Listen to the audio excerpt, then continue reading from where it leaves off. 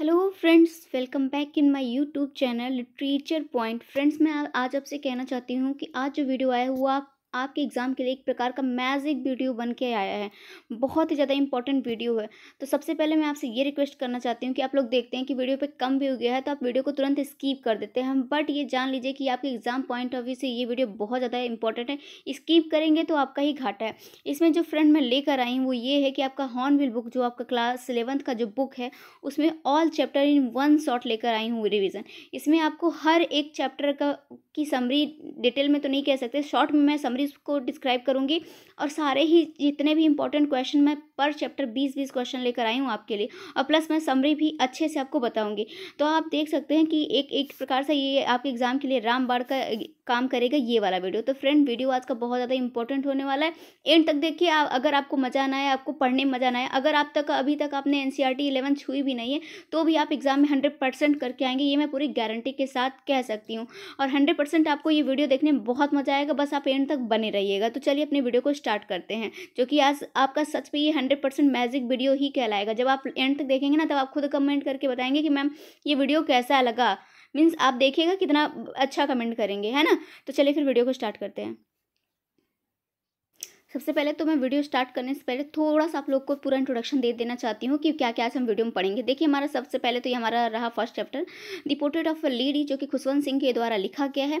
ये पूरा आपका जो मैं कंप्लीट कराऊंगी आज का, जो आपका हॉर्नबिल बुक है, उसका पूरा ये चैप्टर इस वाले वीडियो में आपको देखने को मिलेगा। शॉर्ट रिविजन करेंगे बट पूरी तैयारी के साथ करेंगे। मीन्स मैं समरी शॉर्ट में लेकर आई हूँ, बट क्वेश्चन आंसर आपको देखेंगे कि भर बार क्वेश्चन, एक चैप्टर से मैंने 15-20 क्वेश्चन उठाए हैं कि इससे ज़्यादा तो एग्जाम में, इसके बाहर तो आपके एग्जाम में पूछा ही नहीं जाएगा। मैंने टीएसटी में भी यही किया था, जो कि आप लोगों का बहुत प्यार मिला था, तो पीएचडी में भी यही लेकर आई हूँ। ठीक है, मैं डिटेल में समरी करा रही थी बट आप लोगों को पसंद नहीं आया, तो मैंने कहा शॉर्ट रिवीजन ही करा देती हूँ। तो शॉर्ट रिवीजन लेकर आई हूँ। आपका फर्स्ट चैप्टर है। देन यहाँ देखिए क्वेश्चन आंसर स्टार्ट हो गया।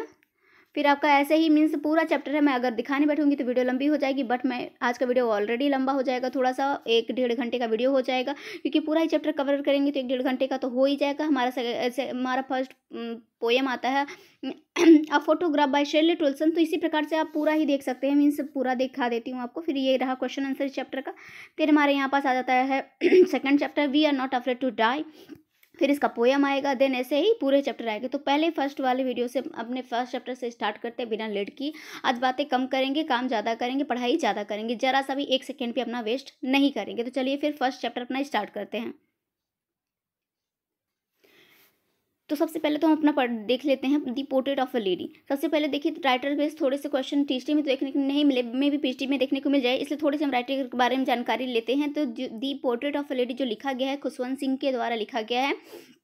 ये बहुत इंपॉर्टेंट राइटर है, इसलिए थोड़ी सी बायोग्राफी मैंने इनकी ऐड की है। ठीक है, तो यहाँ पर देख लीजिए, इनका बर्थ हुआ था, बॉर्न इन 2 फरवरी 1915, हदाली, पाकिस्तान। देख रहे हैं। फिर उसके बाद देन इनका आता है, इनकी मृत्यु कब हुई थी, तो 20 मार्च 2014 में इनकी मृत्यु हुई थी। सुजान सिंह पार्क, दिल्ली। स्पाउस इनकी जिद हैं जो ये कवाल मलिक हैं। इनका भी बर्थ यहाँ पर, स्पाउस मीन्स होता है वाइफ। 1939-2001 तक इनका रहा है। देन इनका एजुकेशन, अगर खुशवंत सिंह के एजुकेशन की बात करते हैं तो जीसीयू, पंजाब यूनिवर्सिटी, फिर किंग्स कॉलेज से इनका स्कूलिंग हुआ था, London, the Dickson Poon school of law, ST Stephen college. ये इनका एजुकेशन का क्राइटेरिया हो गया। फिर इनको बहुत सारे अवार्ड भी मिले थे, क्योंकि मैंने पहले ही बताया कि आपको ये बहुत ज़्यादा इंपॉर्टेंट राइटर हैं। तो इनको देख लीजिए कौन कौन से अवार्ड मिले थे। इनको पद्म भूषण मिला था, पद्म विभूषण मिला था, पंजाब रत्न अवार्ड मिला था। तो जितना भी राइटर के बारे में शॉर्ट जानकारी ले सकते थे हम उतना लिए, क्योंकि हमारा वीडियो ही शॉर्ट है, वन शॉर्ट रिवीजन है लास्ट टाइम ऑफ एग्जाम के। ओके, तो हम शॉर्ट में ही सब कुछ पढ़ेंगे, बट आपको इतना पढ़ा देंगे कि आपके एग्जाम में सब कुछ क्लियर हो जाएगा। बस आप एंड तक वीडियो को जरूर देखते रहिएगा और वीडियो को अपना प्यार भी दीजिएगा। देन हमारा आता है the portrait of a lady की थीम के बारे में। The portrait of a lady is a part of an autobiography by Khushwant Singh. ये जो खुशवंत सिंह की बायोग्राफी है उसका एक पार्ट है। In this story the author draws a pen portrait of his grandmother. ही इस वाली स्टोरी में वो मोस्टली अपने ग्रैंड मदर के बहुत ही मीन्स प्यारी यादों को सजोते हैं और बहुत अच्छे से डिस्क्राइब करते हैं। एट द एंड उनकी मौत को भी दिखाते हैं। He beautifully unfold their relationship and how it undergoes several changes, मतलब वो दिखाते हैं कि उनका रिलेशन स्टार्टिंग में कितना अच्छा था, फिर एट द एंड कैसे धीरे धीरे धीरे धीरे मतलब इंटरचेंज होता रहता है, क्योंकि वो कॉलेज स्कूल जाते हैं, स्कूल के बाद कॉलेज जाते हैं, कॉलेज के बाद क्या ऑक्सफोर्ड भी जाते हैं पढ़ाई करने के बाद। तो इसके लिए उनके उनके बीच और उनकी दादी के बीच में उनकी क्या क्या दूरियां आ गई थी, तो चैप्टर में बहुत अच्छे से उन्होंने मैंसन किया है। In other word the story is a loving tribute from a grandson to his grandmother. तो इसका थीम मोस्टली आपको यही देखने को मिलेगा, the story is a loving tribute from a grandson to his grandmother. तो यही पास यहाँ पास मतलब अपनी दादी को एक प्रकार का लविंग ट्रिब्यूट यहाँ पास पे करते हुए इस पूरे चैप्टर को उन्होंने लिखा है, और बहुत ही खूबसूरती से फ्रेंड इस वाले चैप्टर को लिखा है। अगर अब मैं आपको डिटेल में ये वाला चैप्टर आपको चैनल पर देखने को मिल जाएगा, पीएचडी वाले प्लेलिस्ट पे आप जाएंगे तो वहाँ पास डिटेल में मैंने ये चैप्टर कराया है, लाइन टू लाइन आपको एक्सप्लेन किया, बहुत ही खूबसूरती उन्होंने बताया है सब कुछ, एक एक चीज़ बताया कि किस प्रकार से उनकी दादी क्या साड़ी पहनती थी, कौन सा कलर का रहता था, कैसे वो चलती थी, कैसे कुत्तों को फीड करती थी, कैसे स्पैरो को फीड करती थी, बहुत ही अच्छे से मैंने डिस्क्राइब किया। अगर आपको डिटेल में चाहिए तो आपको पीएचडी के प्लेलिस्ट में मिल जाएगा, बट इसमें हम शॉर्ट में ही रिवीजन करेंगे। The story gives a picture of human relationship, ये एक प्रकार का ह्यूमन रिलेशनशिप को भी इस वाले पिक्चर में बहुत अच्छे से पोर्ट्रे किया है हमारे राइटर ने। It is a realistic account of how the grandparents give all their time, attention and love to their grandchildren। वो दिखाया कि किस प्रकार से किस प्रकार से एक जो ग्रैंड मदर रहती हैं, किस प्रकार से अपने अपने जो ग्रैंड चिल्ड्रन रहते हैं उनको किस प्रकार से अटेंशन करती, किस प्रकार से अपना इंपॉर्टेंट टाइम पे करती, किस प्रकार से उनको लव करती हैं। तो यही पूरी थीम इस वाले चैप्टर में दिखाई है। तो इसमें एक थोड़ा सा मोस्टली जो कैरेक्टर तो काफ़ी लिए गए हैं, बट दो कैरेक्टर इंपॉर्टेंट है। एक तो उनकी ग्रैंड मदर है, तो थोड़ा सा ग्रैंड मदर का हम थोड़ा सा यहाँ पर डिस्क्रिप्शन उनके लुक का देख लेते हैं ना, ये इंपॉर्टेंट हो जाता है आपके एग्जाम पॉइंट ऑफ व्यू से। Khushwant Singh grandmother is described as an extremely religious person, वो बहुत ही ज़्यादा मीन्स रिलीजियस पर्सन रहती हैं। की वर्ड ये आप देख लीजिए कि उनकी उनकी उनकी दादी के साथ कौन सा की वर्ड जुड़ा हुआ था, कि she is a very religious person, she was a very kind lady, she was short मतलब थोड़ी सी छोटी थी, फैट थोड़ी मोटी थी, एंड स्लाइटली बेंड और थोड़ी सी झुकी हुई थी, है ना, उनका ये फिजिकली ये बताया जा रहा है, थोड़ी सी झुकी हुई थी। हर फेस वॉज रिंकल, उनके फेस पे थोड़े रिंकल थोड़ी झुर्रियाँ पड़ी हुई थी, and she was always dressed in spotless white cloth, मतलब कैसा ड्रेस वो लेती थी, वाइट कलर की साड़ी रहती थी, उस पर थोड़े थोड़े मतलब स्पॉट्स पड़े रहते। In the village she took care of all needs of the author when he was a child. वो कहती हैं कि जब वो अपने हमारे राइटर कहते हैं जब वो अपने दादी के साथ विलेज में थे तो दादी हर एक चीज़ उनके लिए प्रोवाइड करती थी जो उनके उनके दिनचर्या के हिसाब से उनके लिए इंपॉर्टेंट होता था। तो आई होप आपको दादी का तो पूरा कैरेक्टर पता चल गया होगा, मैंने एक एक चीज़ आपको अच्छे से डिस्क्राइब किया और पढ़ने में भी मज़ा आ रहा होगा आपको। देन हम बात करते हैं खुशवंत सिंह का, जो कि हमारे ऑथर हैं। He recounts his childhood days and his relationship with his grandmother, है ना। तो यहाँ पास मैंने आपको स्टोरी अच्छे से बता दी, थोड़ी सी समरी मैंने थोड़ी सी थीम बताई, थोड़ा सा उन लोग का कैरेक्टर भी बता दिया। देन हम बात करते हैं, आप लोग अभी तक इसकी स्टोरी तो पढ़ ही लिए होंगे, है ना। तो अगर नहीं पढ़े होंगे तो मेरे चैनल पर आपको पीएचडी के प्लेलिस्ट में देखने को मिल ही जाएगा, आप वहाँ से पढ़ सकते हैं। तो इतना तो काफ़ी है। देन हम बात करते हैं अपने क्वेश्चन आंसर की, जो क्वेश्चन आंसर आपके एग्जाम में देखने को मिल सकते हैं ना। मीन्स यहाँ से आपके क्वेश्चन तो बाहर नहीं जाएंगे। जानते हैं कि टीएचडी मैंने जैसे क्वेश्चन कराए थे 3-4 क्वेश्चन तो एज इट एज देखने को आपको एग्जाम में देखने को मिल गए थे। तो वैसे भी एग्जाम का लेवल तो कोई नहीं जानता, बट हम लोग अपने से पूरा कोशिश करते हैं कि जैसा हम पढ़ा रहे हैं एग्जाम में वैसे ही क्वेश्चन आपको देखने को मिल जाए। तो हमारा फर्स्ट क्वेश्चन है, who is the author of the portrait of A lady. ये तो बहुत ही सिंपल सा क्वेश्चन है, बट आपके एग्जाम में अगर इस टाइप के क्वेश्चन देखने को मिल जाए तो एग्जाम में प्रेशर इतना ज़्यादा रहता है कि इंसान कंफ्यूज हो जाता है, खुशवंत सिंह के जगह पे रॉबर्ट फ्रॉस्ट लगा के चला आता है। बट आपको ये ध्यान देना है कि इस चैप्टर के जो राइटर हैं मिस्टर खुशवंत सिंह है। सेकेंड हमारा क्वेश्चन आता है, whose autobiography is this the story. किसकी बायोग्राफी यहाँ पास पूरी एक्सप्लेन की गई इस वाले चैप्टर में। तो मैंने पहले ही बताया कि ये जो पूरा आपका चैप्टर है ये खुशवंत सिंह की बायोग्राफी से लिया गया है, उसका पार्ट है, खुशवंत सिंह की बायोग्राफी का पार्ट है।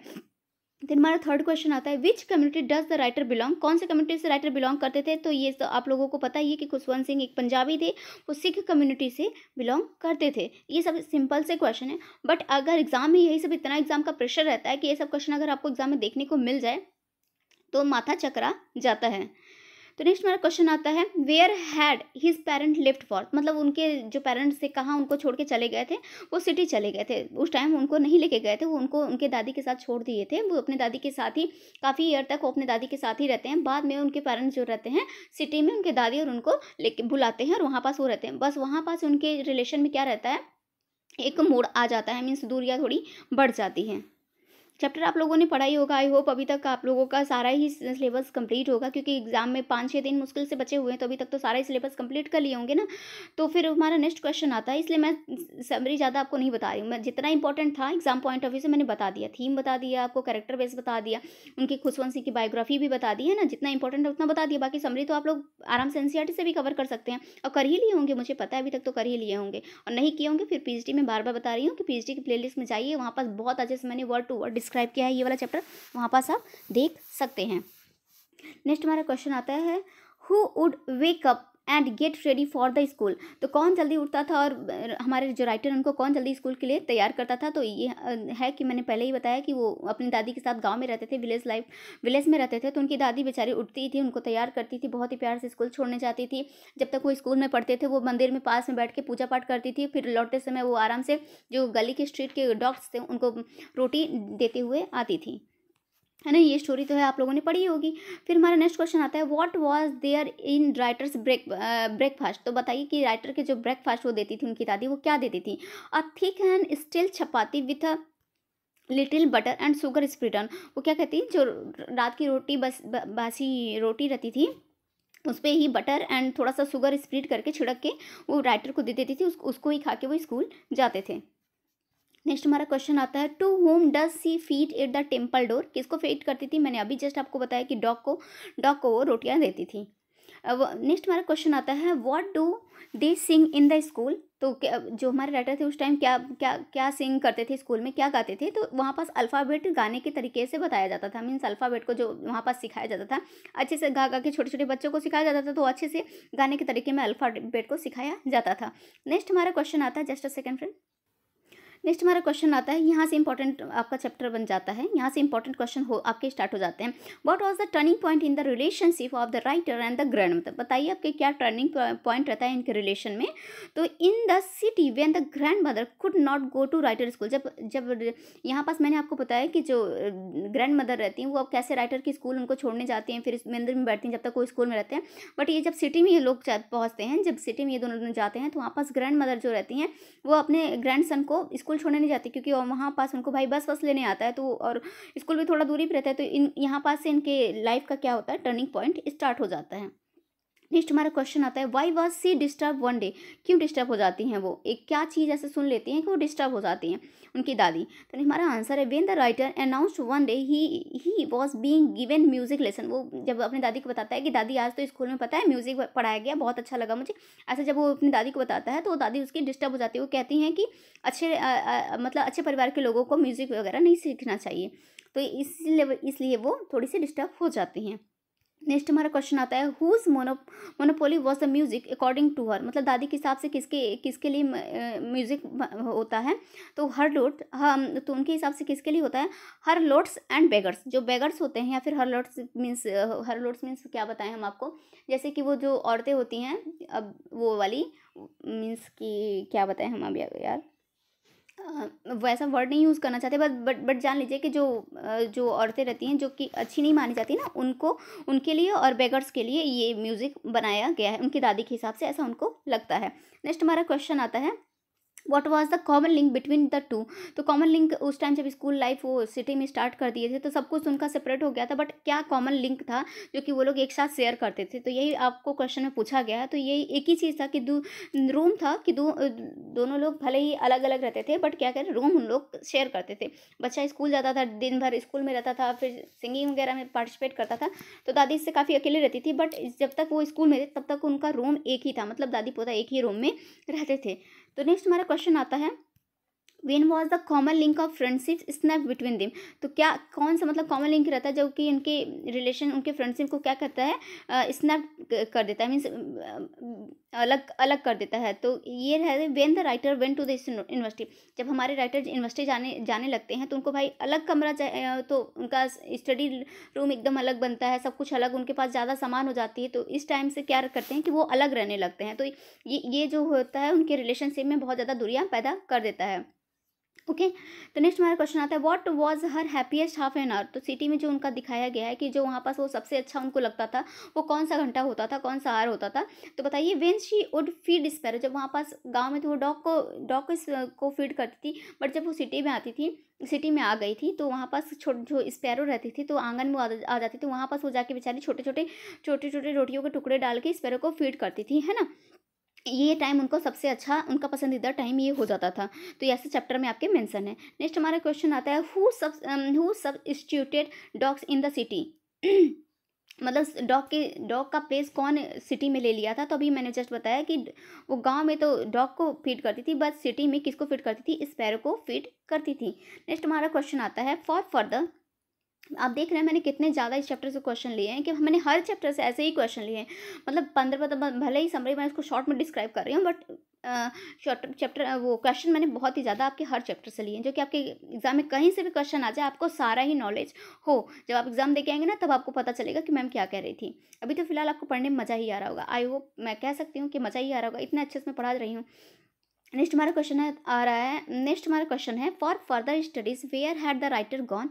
तो आंसर हमारा अब्रॉड। तो मतलब कि हायर स्टडी के लिए कहाँ जाते हैं। तो मैंने आपको पहले ही बता दिया था, समरी में ही बता दिया था कि अब्रॉड वो चले जाते हैं, तो उनके बीच और ज़्यादा दूरियाँ हो जाती है। नेक्स्ट हमारा क्वेश्चन आता है how long had he to be in abroad. तो कितने साल बाद वो आते हैं। तो 5 ईयर्स के बाद वो बेचारे आते हैं, जो हमारे राइटर हैं, है ना। तो 5 साल के लिए वो अब्रॉड गए रहते हैं। उसके बाद वो बहुत आते हैं जिनका दादी बहुत ही अच्छे से वेलकम करती हैं। फिर नेक्स्ट हमारा क्वेश्चन आता है what were her fingers busy अब। तो जब उनकी दादी वहाँ पास अकेले रहती थी तो किस चीज़ में उनके फिंगर्स बिजी रहते थे। तो बताइए किस चीज़ में बिजी रहते थे। In telling the beads of rosary. वो जो मतलब माला नहीं, बीड्स की माला नहीं ली रहती थी वो, तो उसको अपने हाथों में क्या करती थी, गिनती रहती थी उसको। ऐसे लेके जैसे बूढ़ी औरतें नहीं माला लेके फेरती रहती हैं, तो वो बस वही करती थी। तो उन्हीं में उनके फिंगर्स क्या रहते थे, बिजी रहते थे। आई होप आपको समझ में आया होगा। नेक्स्ट हमारा क्वेश्चन आता है did the writer expect to see his grandmother again after he had return from abroad. जब राइटर जाने लगते हैं, अब्रॉड जाने लगते हैं, तो जब स्टेशन में उनकी दादी छोड़ने आती हैं तो राइटर को ऐसे अपनी दादी को देखते हैं जैसे लगता है कि मेरी दादी इतनी ऑलरेडी बूढ़ी हैं, मुझे नहीं लगता कि जब मैं 5 साल बाद अब्रॉड से पढ़कर लौटूंगा तो मैं अपनी दादी को दोबारा देख पाऊंगा। तो ऐसा वो फील करते। तो यही आपसे क्वेश्चन पूछा गया did writer expect to see his grandmother again after he had return from abroad. उन्हें लगता है कि अब्रॉड से वो रिटर्न होंगे तो क्या अपनी दादी को देख पाएंगे। तो इसका आंसर है नो। मतलब कि उन्हें लगता है कि अब वो नहीं देख पाएंगे अपनी दादी को, है ना। लगता है कि अब तो दादी ऑलरेडी इतनी बूढ़ी हैं कि अब क्या ही मैं 5 साल बाद वापस आऊँगा तो क्या ही अपनी दादी से मिल पाऊँगा।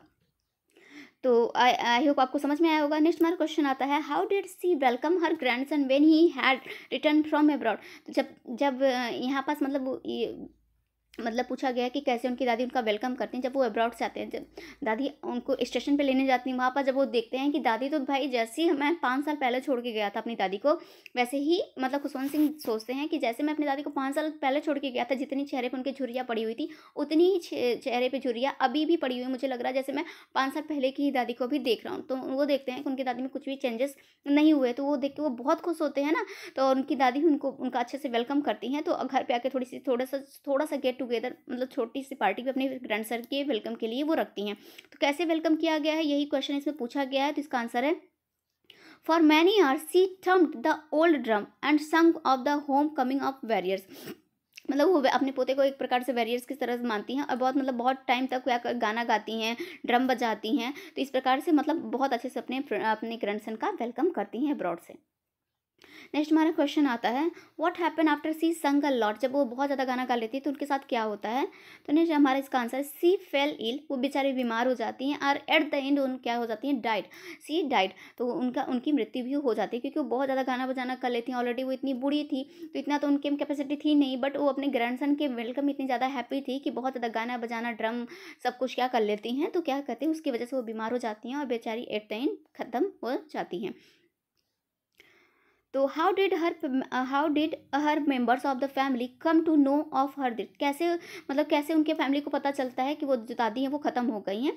तो जो रोजरी जो माला लिए रहती हैं ना, जो माला लिए रहती है fell from her lifeless finger. मतलब लाइफलेस यहाँ पास यूज़ किया गया है कि उनके जो फिंगर्स हैं उनमें अब जान ही नहीं रहेगी, मतलब लाइफलेस हो गई हैं।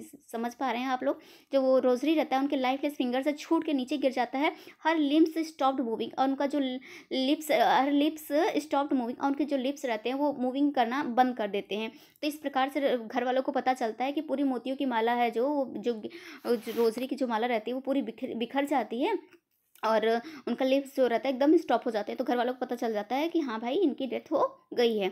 आई होप आपको समझ में होगा। नेक्स्ट हमारा क्वेश्चन आता है, who had thrown bread crumbs to the sparrow.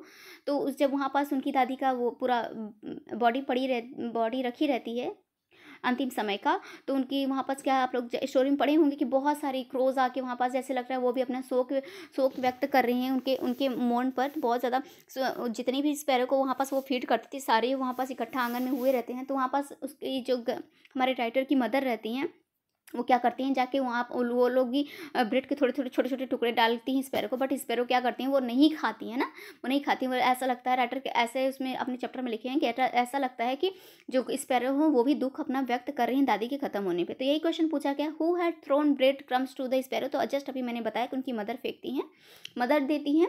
Next हमारा क्वेश्चन है, did the sparrow eat the bread crumbs. क्या स्पैरो खाती हैं? तो मैंने ये भी बताया कि नो, वो नहीं खाते हैं। ऐसा लगता है स्पैरो को देख के कि वो भी दादी के ख़त्म होने का बहुत ज़्यादा दुख व्यक्त कर रही हैं। तो या फ्रेंड यहाँ पास हमारा फर्स्ट चैप्टर खत्म हो गया। फर्स्ट चैप्टर का ही हमारा अब पोएम स्टार्ट होता है। मैं आपको इसमें प्रोज और पोएम दोनों ही लेकर आई हूँ। मैंने आपको कहा क्लास 11 का पूरा चैप्टर कंप्लीट कराऊंगी, देन कंप्लीट कराऊंगी, है ना।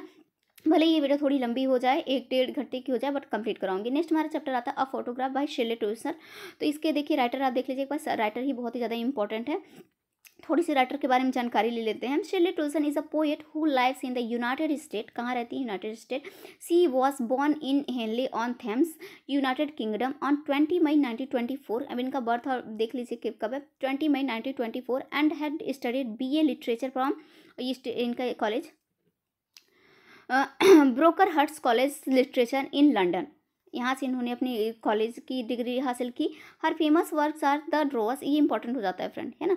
The drovers celebration of Celtic Christian saints. Just a second, यहाँ से यहाँ तक द ड्रोवर्स हो गया, जैसे a celebration of Celtic Christian saints हो गया, या फिर साइट्स एंड फेस्टिवल्स मोर। तो इतने ही इनके इंपॉर्टेंट वर्क थे तो मैंने मेंशन कर दिए थे इसमें। और थोड़ी सी आपके चैप्टर की थोड़ी सी शॉर्ट समरी देख लेते हैं आपके चैप्टर की, अब फोटोग्राफ की।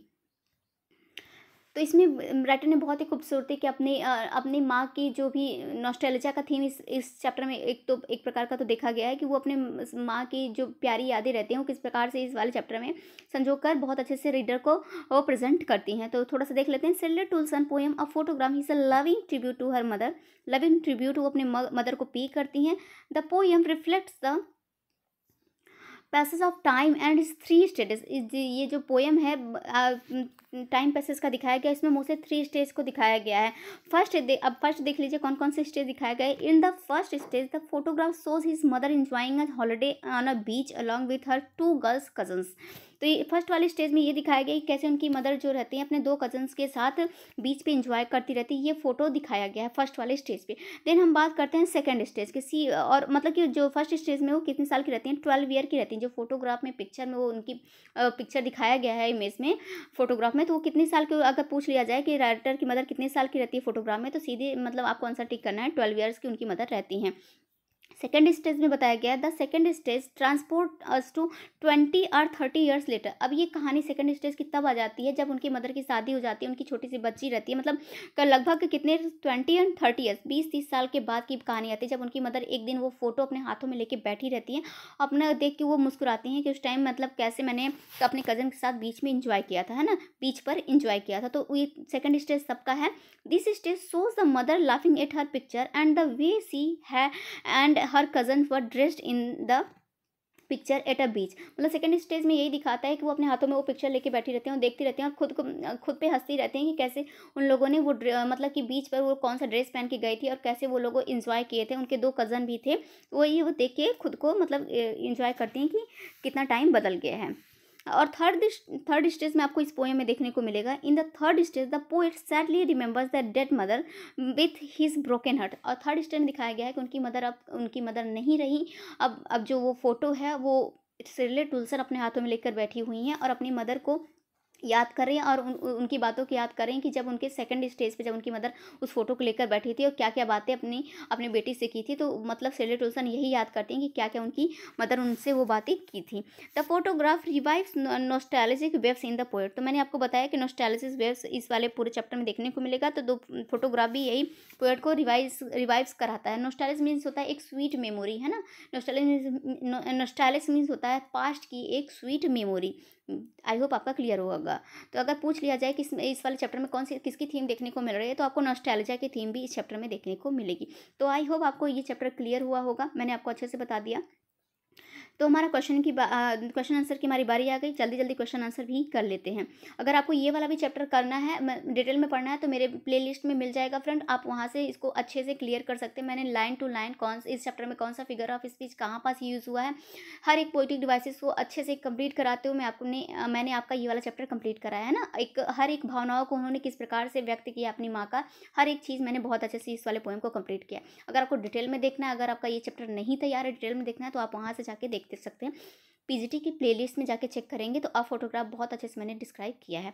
तो देन हम बात करते हैं क्वेश्चन आंसर की। Who is the poets of a photograph, मैंने पहले ही बता दिया कौन है, इसकी पोएट्री शेरली टोल्सन है। हाँ, तो देन हमारा सेकंड क्वेश्चन आता है whose mother is there in photograph. तो पोएट्स मदर रहती हैं जो कि 12 साल की रहती है उस पिक्चर में। किसकी रहती हैं? 12 साल की रहती हैं। किसकी मदर रहती हैं? जो पोएट्स की मदर रहती हैं उनकी, वो लोग फोटोग्राफ में रहते हैं, उनके साथ उनकी 2 कज़न भी रहती हैं। नेक्स्ट हमारा क्वेश्चन आता है how many cousin does poets mother have. तो मैंने अभी जस्ट बताया कि उनकी 2 कज़न भी उनके साथ रहती हैं, है ना, मैंने जस्ट अभी बताया आपको। तो नेक्स्ट हमारा क्वेश्चन आता है, अगर आपसे पूछ ले तो कि उनकी कज़न कितनी रहती, तो आपको 2 टिक करना है। बट अगर पूछ ले कि फोटोग्राफ में कितनी गर्ल्स रहती हैं, तो आपको सीधे आंसर 3 टिक करना है। इसमें कंफ्यूज नहीं होना है। ओके, आई होप समझ पाए होंगे और हर एक चीज़ क्लियर करके आप एग्जाम में जाइए। तो यहाँ पास पूछा how many girls are there in the photograph. तो पूरे गर्ल्स को यहाँ पास पूछा गया कितनी गर्ल्स थी। तो एक तो हमारी जो पोएट है उनकी मदर थी और 2 उनकी कज़न थी, है ना। तो 3 गर्ल्स थी टोटल। तो नेक्स्ट हमारा क्वेश्चन आता है who is taking the photograph उस टाइम बीच पे कौन ले रहा था। तो उनके अंकल ले रहे थे। तो right answer is uncle. Next हमारा क्वेश्चन आता है हु इज़ एल्डेस्ट गर्ल। तो उन तीनों में सबसे बड़ी लड़की कौन थी। पोएटिस की जो मदर थी वो सबसे बड़ी थी, बाकी वो जो दोनों लड़कियां थी वो छोटी थी। और नेक्स्ट हमारा क्वेश्चन आता है what is the age of poet's mother in the photograph. तो जस्ट अभी मैंने बताया कि 12 ईयर की उनकी मदर रहती हैं जब वो फोटो खींचा गया था बीच पर। वो नेक्स्ट हमारा क्वेश्चन आता है what are the girls doing. क्या कर रही थी वहाँ पर? पैडलिंग मीन्स एक प्रकार से, तो जब साइकिल पे लोग पैडलिंग करते हैं तो उसको भी पैडलिंग किया कहा जाता है। बट यहाँ पर जो वो लोग करती हैं मीन्स तैरना होता है, स्विमिंग। वो बीच पे क्या कर रही थी? पैडलिंग कर रही थी, है ना। तो बीच पे क्या कर रही थी? पैडलिंग कर रही थी वो लोग। नेक्स्ट हमारा क्वेश्चन आता है who are the 2 girls holding. कौन सी 2 गर्ल्स रहती हैं जो किसका, वो जो 2 गर्ल्स रहती हैं किसका हाथ होल्ड किए रहती हैं। तो यहाँ पास पूछा गया है ये वाला क्वेश्चन। तो जो पोएट की मदर रहती है उनका हाथ, उनकी जो कज़न रहती हैं वो उनका हाथ पकड़ी हुई रहती हैं, जो फोटो में ऐसा दिखाया गया है। नेक्स्ट हमारा क्वेश्चन आता है what is in transient in the photograph. Transient means होता है जो कि कभी ना खत्म। ट्रांसिएंट मीन्स सदैव जीवित रहना। तो यही पूछा गया कि क्या है what is in transient in the photograph. क्या है? सी है ना। सी तो हमेशा, चाहे इंसान वहाँ के सी पे लोग आते हैं फिर वो ख़त्म हो जाते हैं, बट सी तो वैसे ही रहती है। तो वही पूछा इन ट्रांजिएंट क्या है जो कभी ना बदलने वाली हो। तो सी को दिखाया गया है इस वाले पोएम में। बहुत अच्छे से मैंने ये वाला ट्रांजिएंट वाला थीम भी मैंने आपको जब इसका करवाई हूँ फोटोग्राफ, तो मैंने उसमें किया हुआ है, इसीलिए कह रही हूँ अगर आप लोगों ने ये वाला वो वाला नहीं, अगर आपको ये डिटेल में देखना है ये वाला चैप्टर, तो आप प्लेलिस्ट में जाके चेक कर सकते हैं। नेक्स्ट हमारा क्वेश्चन आता है what is transient in the photograph. Transient क्या चीज़ है? तो गर्ल्स फीट है, जो मतलब उनकी मदर, उनकी कजन्स के तो पैर बीच पे पड़े हुए थे, तो वो तो ख़त्म हो गए ना। जैसे वो लहर आए वो उनके पैर को क्या करके तुरंत मिटा दिए। तो कुछ भी मतलब कि वहाँ पास जो ख़त्म होने वाला चीज़ है, ट्रांसिएंट मीन्स जो समाप्त हो जाए या तुरंत मिट जाए, तो उनके गर्ल्स के जो फीट रहते हैं वो ट्रांसिएंट यहाँ पास दिखाया गया। इन ट्रांसिएंट किसको दिखाया गया है? वो सी को दिखाया गया है। आई होप आपका क्लियर हो गया होगा। नेक्स्ट हमारा क्वेश्चन आता है what are the names of the cousins Betty and Dolly. तो उनके जो कजन्स का नेम क्या रहता है? बेटी एंड डॉली रहता है। 2 कजन दिखाया गया है, बेटी एंड डॉली।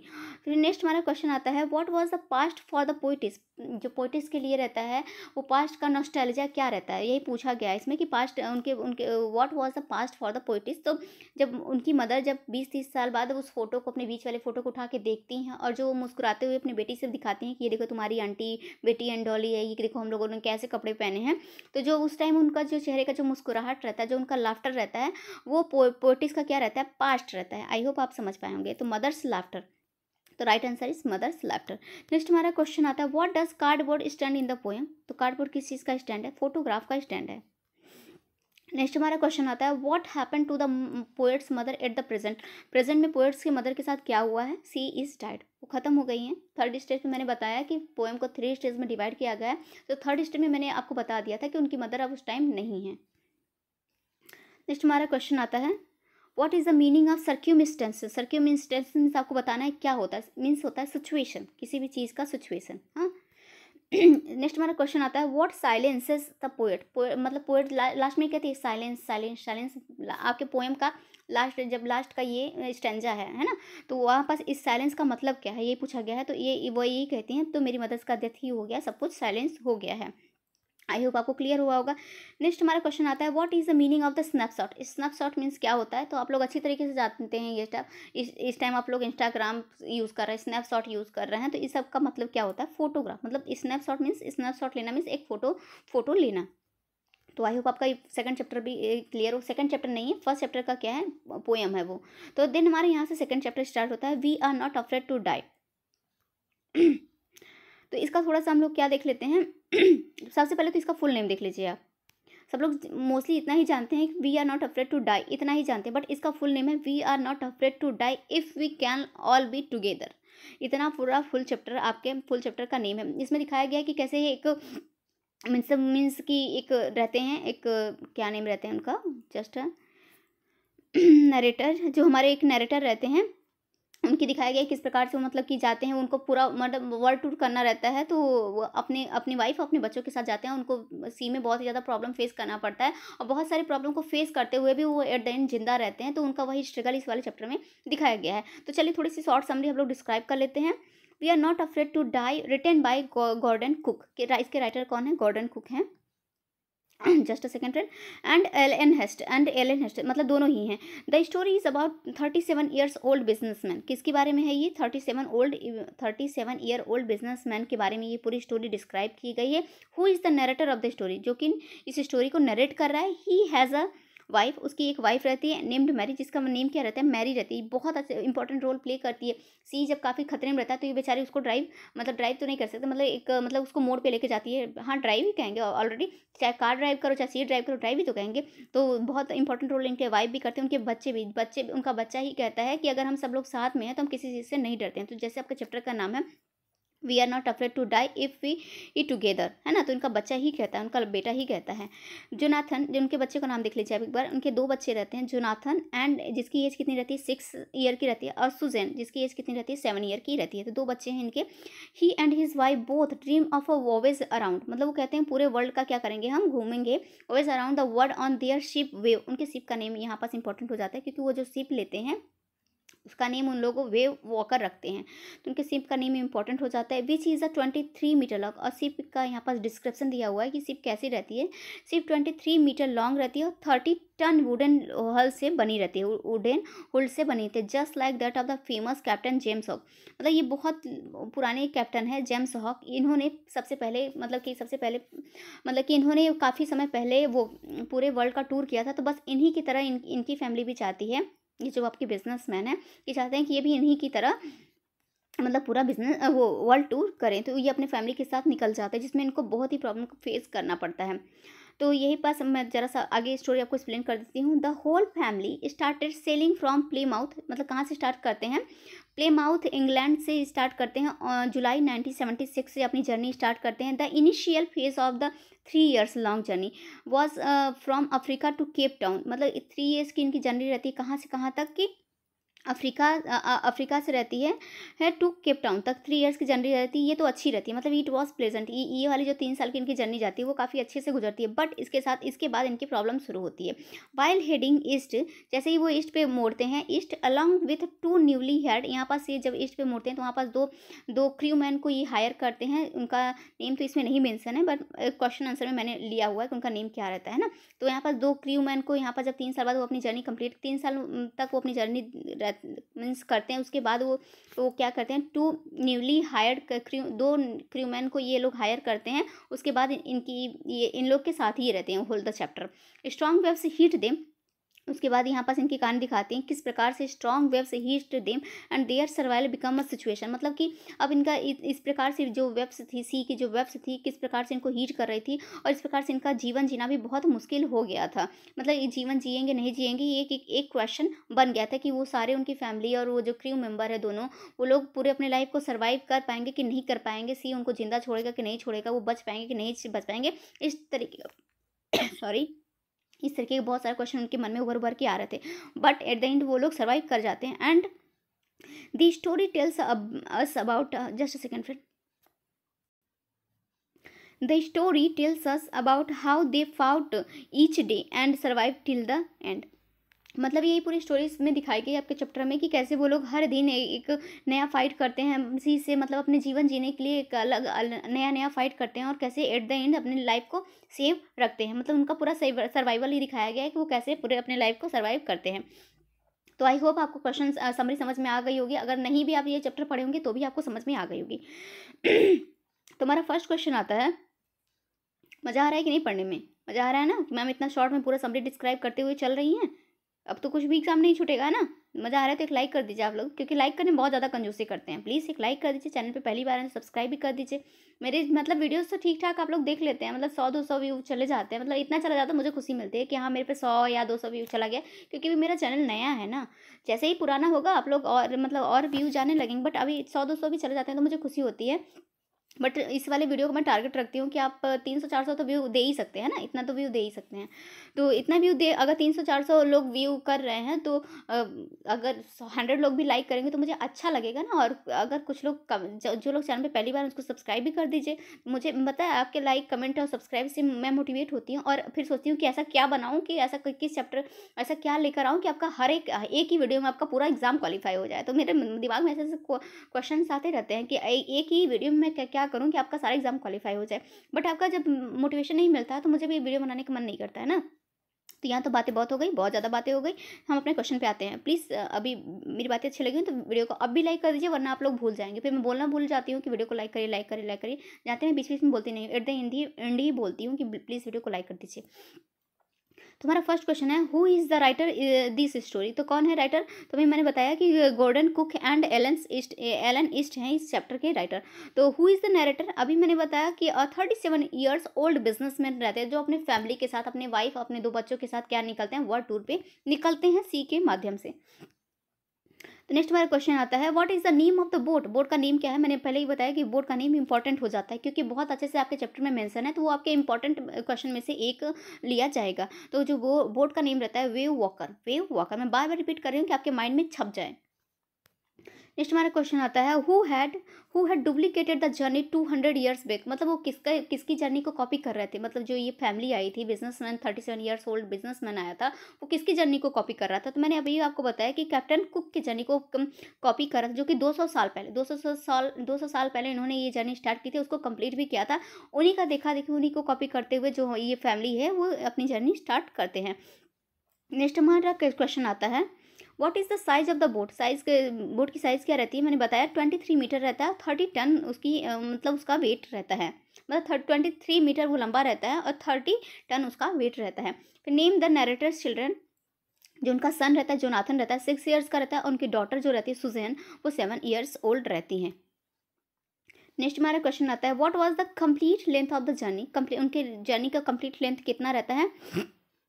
तो 105, मतलब कि आप कह सकते हैं कि 105,000 किलोमीटर की उनकी जर्नी रहती है। मतलब 105,000 किलोमीटर की उनकी जर्नी कंप्लीट रहती है। नेक्स्ट हमारा क्वेश्चन आता है, who were the crew members? कौन रहते हैं क्रू मेंबर्स? मैंने पहले ही कहा था कि क्रू मेंबर्स का नाम वहाँ समरी में मैंने नहीं मेंशन किया, बट क्वेश्चन आंसर में डाला हुआ है। तो उनके क्रू मेंबर्स के नेम देख लीजिए। लैरी विजल जो कि एक अमेरिकन रहते हैं, और एंड हर्ब सेगलर जो कि क्या रहते हैं, स्विट्जरलैंड के रहते हैं। तो यहाँ ये दोनों क्रू मेंबर के भी नाम ये भी एग्जाम में पूछने को देखने को मिल जाए, तो आपको ये सब चीज़ें एक एक करके क्लियर करते हुए चलना है। नेक्स्ट हमारा क्वेश्चन आता है, आप देख लीजिएगा, इससे बहुत ज़्यादा इस वाले वीडियो से अगर आपने मिस कर दिया तो आपके बहुत सारे क्वेश्चन आपके एग्जाम में छूट जाएंगे। अगर पूरा देख लिया तो आप देख लीजिएगा कि बहुत सारे क्वेश्चन आपको देखने को मिल जाएंगे। नेक्स्ट हमारा क्वेश्चन आता है, who was the wife of the narrator. तो मैंने पहले ही बताया, मैरी बहुत इंपॉर्टेंट रोल प्ले करती है इस चैप्टर में। नेक्स्ट हमारा क्वेश्चन आता है, which island did they find in the Indian ocean. कौन सा आइलैंड, मतलब इंडियन ओशन जो रहता है वहाँ पास कौन सा आइलैंड उनको देखने को मिलता है। तो मिलता है एल एमस्टन which was French scientific base, जो कहाँ रहता है, फ्रेंच साइंटिफिक बेस रहता है। और आइलैंड का कहाँ, आइलैंड का नेम क्या रहता है, एल एमस्टर्डम। आई होप आपको क्लियर हुआ होगा। नेक्स्ट हमारा क्वेश्चन आता है, who steered the course of 185 degrees. मतलब वो जो 185 डिग्रीज पे कौन वो जहाज को लेके जाती है, कौन मोड़ता है। तो मैंने पहले ही बताया कि उनकी वाइफ जो रहती है, नहीं सॉरी वाइफ कह रहे हैं, वो जो क्रू मेंबर रहता है लैरी, ना, जो क्रू मेंबर रहता है लैरी, वो घुमाता है 185 डिग्री पे। ऑन हमारा नेक्स्ट क्वेश्चन आता है, on January 2 what was the speed of the boat. मतलब कि यहाँ पास आपके इस चैप्टर में बहुत सारे डेट को मेंशन किया गया है कि इस जनवरी को यहाँ पहुँचे थे, इस मंथ में यहाँ पहुँचे थे, इस डेट में यहाँ पहुँचे थे। मतलब डेट वाइज आपके चैप्टर में मेंशन है। तो बहुत सारा डेट आप याद नहीं कर सकते, इतनी कैपेसिटी तो किसी के माइंड की भी नहीं होती है ना। बट आपको कुछ डेट तो आपको याद ही करना पड़ेगा। जैसे कि on January 2 what was the speed of the boat. तो इस दिन आपके मतलब बोट का स्पीड क्या था, तो 8 नॉट्स था, 8 नॉट्स बोट की स्पीड थी। नेक्स्ट हमारा क्वेश्चन आता है, हु वर दे ऑन 25 दिसंबर। तो वेयर वर दे ऑन 25 दिसंबर। 25 दिसंबर को वो कहाँ पहुँचते हैं, to the 3500 kilometer to the east of the Cape Town. Cape Town की कितने पहुँचते हैं, 3500 किलोमीटर्स पहुँचते हैं। नेक्स्ट हमारा क्वेश्चन आता है, who had given a car to the narrator and his wife. कौन देता है, सुजैन देती है ना। वो लोग सू निक नेम रखे रहते हैं शू, बट उसका फुल नेम क्या रहता है, सुजैन रहता है, जो कि अपने पेरेंट्स को क्या करती है, एक कार्डबोर्ड, प्यारा सा एक कार्डबोर्ड गिफ्ट करती है। नेक्स्ट हमारा क्वेश्चन आता है, how many inhabitant live on the island. तो इसका राइट आंसर है 28 इनहेबिटेंट रहते हैं आइलैंड पे। नेक्स्ट हमारा क्वेश्चन आता है, when did they reach the island. कब पहुंचते हैं आइलैंड पे वो, ऑन 6 जनवरी। नेक्स्ट हमारा क्वेश्चन आता है, वेयर वर द वेव्स गिगेंटिक। बहुत मतलब कि वेयर मतलब जो वेव्स रहता है बहुत गिगेंटिक मीन्स होता है बहुत ऊंचा ऊंचा, या फिर कहते बहुत बड़ा। वेव्स जो रहता है बहुत ज़्यादा बड़ा कब हो जाता है, तो 2 जनवरी को मेंशन करते हैं। 2 जनवरी के जो वेव्स रहते हैं वो तूफानी एकदम रूप ले लेते हैं। तो यहाँ पास आपके चैप्टर में मेंशन है। तो जो वेव्स रहते हैं वो कब गिगेंटिक हो जाते हैं, तो 2 जनवरी को हो जाते हैं। नेक्स्ट हमारा क्वेश्चन आता है, who had utter these word. मतलब कौन ये, जब वो लोग बच जाते हैं तो कौन ये वर्ड यूज़ करता है, बस पूछना है। We are not afraid to die if we all be together. तो ये आपके चैप्टर का नाम है, पर उसमें क्वेश्चन पूछा गया कि कौन ये बोलता है। तो उनका जो बेटा रहता है जोनाथन, ये बोलता है। नेक्स्ट हमारा चैप्टर आता है, 3rd चैप्टर आता है, discovering truth the saga continues, chapter 3। तो इसकी थोड़ी सी शॉर्ट समरी देख लेते हैं। Written by A.R. विलियम्स। इसके राइटर कौन है, A.R. विलियम्स है। This chapter is about the last heir of the powerful pharaoh dynasty. इसमें दिखाया गया है कि एक मतलब कि मम्मी की पूरी स्टोरी दिखाई गई, कैसे मतलब कि परो मीन्स होता है फ्रेंड किंग, परो मीन्स होता है किंग। तो एक प्रकार से एक किंग को दिखाया गया है जो कि मिस्र मतलब कि कहाँ के रहते हैं, मिस्र के रहते हैं।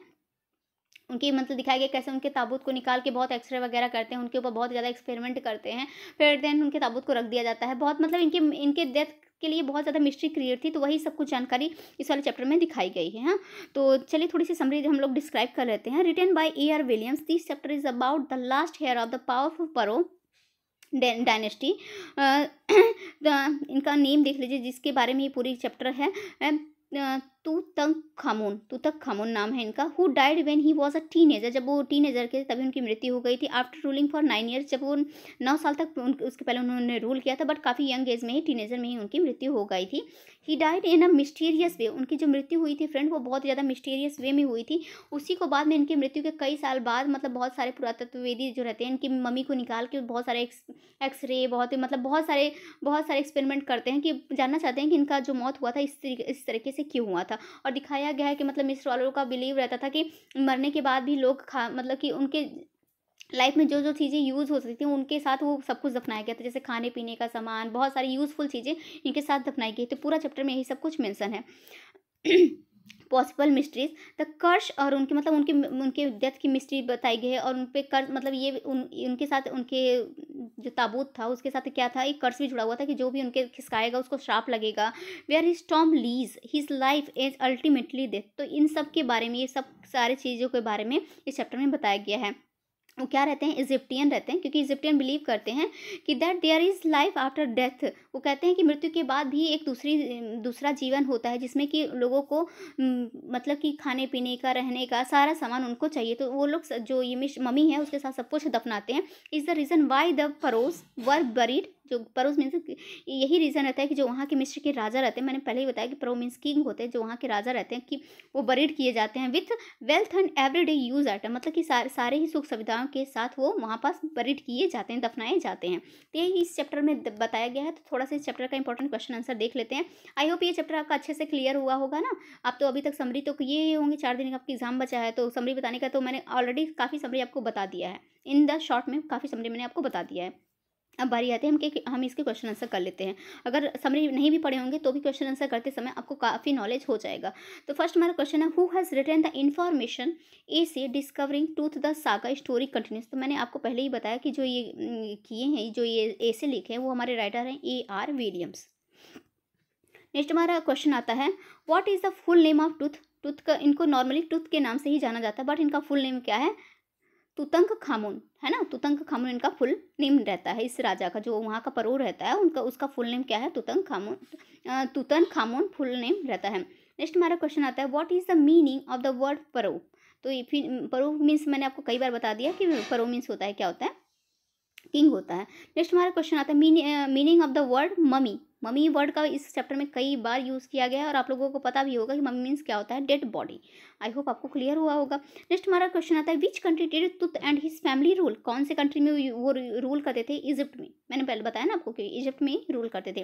नेक्स्ट हमारा क्वेश्चन आता है, वेन वॉज तुस मम्मी फर्स्ट डिस्कवर। मतलब पहली बार उनकी मम्मी को, जो तुस मम्मी को पहली बार डिस्कवर कब किया गया था, इन 1922 में डिस्कवर किया गया था, पहली बार की बात हो रही है। हाँ, फिर why did the king Tut leaves his coffin first time in. Coffin means होता है वो जो ताबूत नहीं होता जिसमें मिश्रण में तो राजा लोग को दफनाते थे, आप लोग जानते होंगे, है ना, उसमें। तो when did the king Tut leaves his coffin first time in the 80 years. मतलब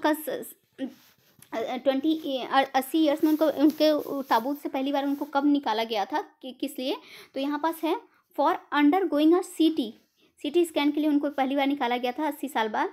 मीन्स कि उनके कॉफिन से निकाला गया था। कॉफिन मैंने बताया कि कॉफिन क्या होता है, वो जो ताबूत होता है जिसमें मम्मी को रखा जाता है ना, वो होता है। तो कब सबसे पहले उनको कब निकाला गया था, तो सिटी स्कैन के लिए निकाला गया था। सिटी स्कैन का यहाँ पास फुल नेम बताया गया है, कंप्यूटेड टोमोग्राफी। नेक्स्ट हमारा क्वेश्चन आता है, where was King Tut buried. कहाँ पास ये इनको बरी किया गया था, in Egyptian cemetery known is the Valley of the Kings. मतलब जाना जाता है कि वो किंग की वैली ही मानी जाती है। मीन्स कि वहीं पास उनको जो इजिप्टियन सिमेट्री थी, वहाँ पास उनको दफनाया जाता है, और उसको क्या कहते हैं, वैली ऑफ द किंग्स ही कहते हैं। नेक्स्ट हमारा क्वेश्चन आता है, when was his dead body mummy taken out from his burial place. तो कब निकाला गया था, जो उनके ब्यूरियल प्लेस से उनको कब निकाला गया था, ऑन 5 जनवरी 2005 में ये निकाला जाता है, दोबारा निकाला जाता है ऑन 5 जनवरी 2005 में। बहुत सारे एक्सपेरिमेंट करने रहते हैं, कि जो साइंटिस्ट रहते हैं वो जानना चाहते हैं कि इनका जो उनकी मृत्यु हुई थी एक मिस्टीरियस वे में हुई थी, मैंने पहले ही बताया। तो वही सब कुछ उन सारे क्वेश्चन का आंसर पाने के लिए उनकी मम्मी को निकालते हैं। When had the king Tut died. तो कब उनकी मृत्यु हुई थी, तो बताया इस चैप्टर में मेंशन है कि मोर देन 3300 ईयर्स से को, मतलब 3300 साल पहले की लगभग उनकी मृत्यु हो चुकी थी। नेक्स्ट हमारा क्वेश्चन आता है, व्हाट वाज द परो कर्ज। परो मतलब राजा का कर्ज क्या था, वो यही पूछा गया। मैंने आपको पहले ही बताया कि इसमें इस वाले चैप्टर में आपको मिस्ट्रीज, उनके डेथ की मिस्ट्री, उनके कर्ज, उनके डेली एक्टिविटी के सामान, सब कुछ इस चैप्टर में बताया गया है। तो वही पूछा गया है कि परो का कर्ज क्या था, डेथ आर वो कहते हैं कि उनका कर्ज यही था कि जो उनके बॉडी को डिस्टर्ब करेगा उसको, या फिर उसकी डेथ हो जाएगी, या फिर उसके साथ कुछ मिसफॉर्चून हो जाएगा, मतलब कुछ गलत हो जाएगा, falling upon those who disturb him. जो उन्हें डिस्टर्ब करेगा, या फिर उसकी डेथ हो जाएगी, या फिर उसके साथ कुछ गलत होगा, ये उनका कर्ज रहता है, मीन्स श्राप रहता है। नेक्स्ट हमारा क्वेश्चन आता है, where was his rock cut tomb situated, तो कहाँ पास वो जो उनका रॉक जो टॉम था, जो पत्थर का जो टॉम था वो कहाँ पास सिचुएटेड था? सम 20 फीट अंडरग्राउंड, मतलब 26 फीट ज़मीन के अंदर था, है ना। जो उनका जो टॉम वहाँ पास कहाँ पास रखा गया था? 26 फीट अंदर रखा गया था ज़मीन के। नेक्स्ट हमारा क्वेश्चन आता है, who had come to see his tomb, कौन आता है? 3 टूरिस्ट आते हैं उनके टॉम को देखने के लिए, टूरिस्ट। हाँ, नेक्स्ट हमारा क्वेश्चन आता है, who was the secretary general of Egypt supreme council of antiquities, कौन रहते हैं सुप्रीम कौन रहते हैं secretary general of Egypt supreme council of antiquities के? तो जाही अवाश रहते हैं। जाही अवाश ये इंपॉर्टेंट नेम हो जाता है, इंपॉर्टेंट कैरेक्टर हो जाता है आपके चैप्टर से, तो आपको ये जानना चाहिए। फिर नेक्स्ट हमारा क्वेश्चन आता है, हु डिस्कवर टुस मम्मी इन 1922, 1922 में इनकी मम्मी को कौन डिस्कवर करता है? The British archaeologist Howard Carter. Howard Carter जो हैं इनका 1922 में इनकी मम्मी को वो डिस्कवर करते हैं। नेक्स्ट हमारा क्वेश्चन आता है, how was Tut's mummy taken out from his coffin, कैसे निकाला जाता है उनको, मतलब उनकी कॉफिन से जो इतना अंदर वो रहता है, पत्थर से दबाया जाता है तो इतना जम जाता है कि उसको निकालने में बड़ी प्रॉब्लम होती है। तो ये पूछा गया किस प्रकार से निकाला जाता है उनके कॉफिन से उनके बॉडी को? तो यूजिंग चिसल, ये एक चिसल मीन्स होता है कि खैनी नहीं कर सकते, जिससे मार मार के छोटे छोटे पत्थर के टुकड़े वो लोग हटाते हैं बेचारे। पहले तो क्या करते हैं, धूप में सुखाते हैं उसको कि वो पिघल जाएगा, बट धूप से भी नहीं पिघलता है तो क्या करते हैं कि फिर वो छैनी नहीं होता जो जिससे छोटे छोटे पत्थर तोड़े जाते हैं, तो उससे यूज़ करके उसको निकालते हैं। नेक्स्ट हमारा क्वेश्चन आता है, what had they done to take out his mummy before using chisel, तो मतलब चिसल यूज़ करने के पहले वो क्या क्या करते हैं ये पूछा गया। तो मैंने आपको पहले ही बता दिया कि धूप में उनको ले जाते हैं कि वो पिघल जाए, बट वैसा होता नहीं है। They heated in it to 149 degrees Fahrenheit, मतलब कि वो 149 डिग्री के धूप में भी लेके जाते हैं, बट उससे काम नहीं होता, तो फिर वो क्या करते हैं, छेनी से ही काम चलाते हैं। नेक्स्ट हमारा क्वेश्चन आता है, When had the anatomy professor x-rayed his mummy, तो कब ये जो एनाटॉमी प्रोफेसर रहते हैं वो कब एक्सरे करते हैं मम्मी का? तो इन 1968 में करते हैं। जो आप प्रोफेसर का नाम देख लीजिए एक बार, एनाटॉमी प्रोफेसर रहते हैं ना। नेक्स्ट हमारा क्वेश्चन आता है, what startling fact had the professor revealed, मतलब क्या जब प्रोफेसर उस चीज़ का एक्सरे वगैरह करते हैं तो क्या रिवील करते हैं, कौन सी बात उस राजा के बारे में, फरोख के बारे में कौन सी बात खुलासा करते हैं? तो कहते हैं कि beneath his chest his breast bone and front ribs were missing, वो कहते हैं कि उनके ब्रेस्ट का और उनके रीब्स का एक मतलब कि बोन गायब है, कुछ हड्डियाँ गायब है, तो ये चीज़ वो रिवील करते हैं।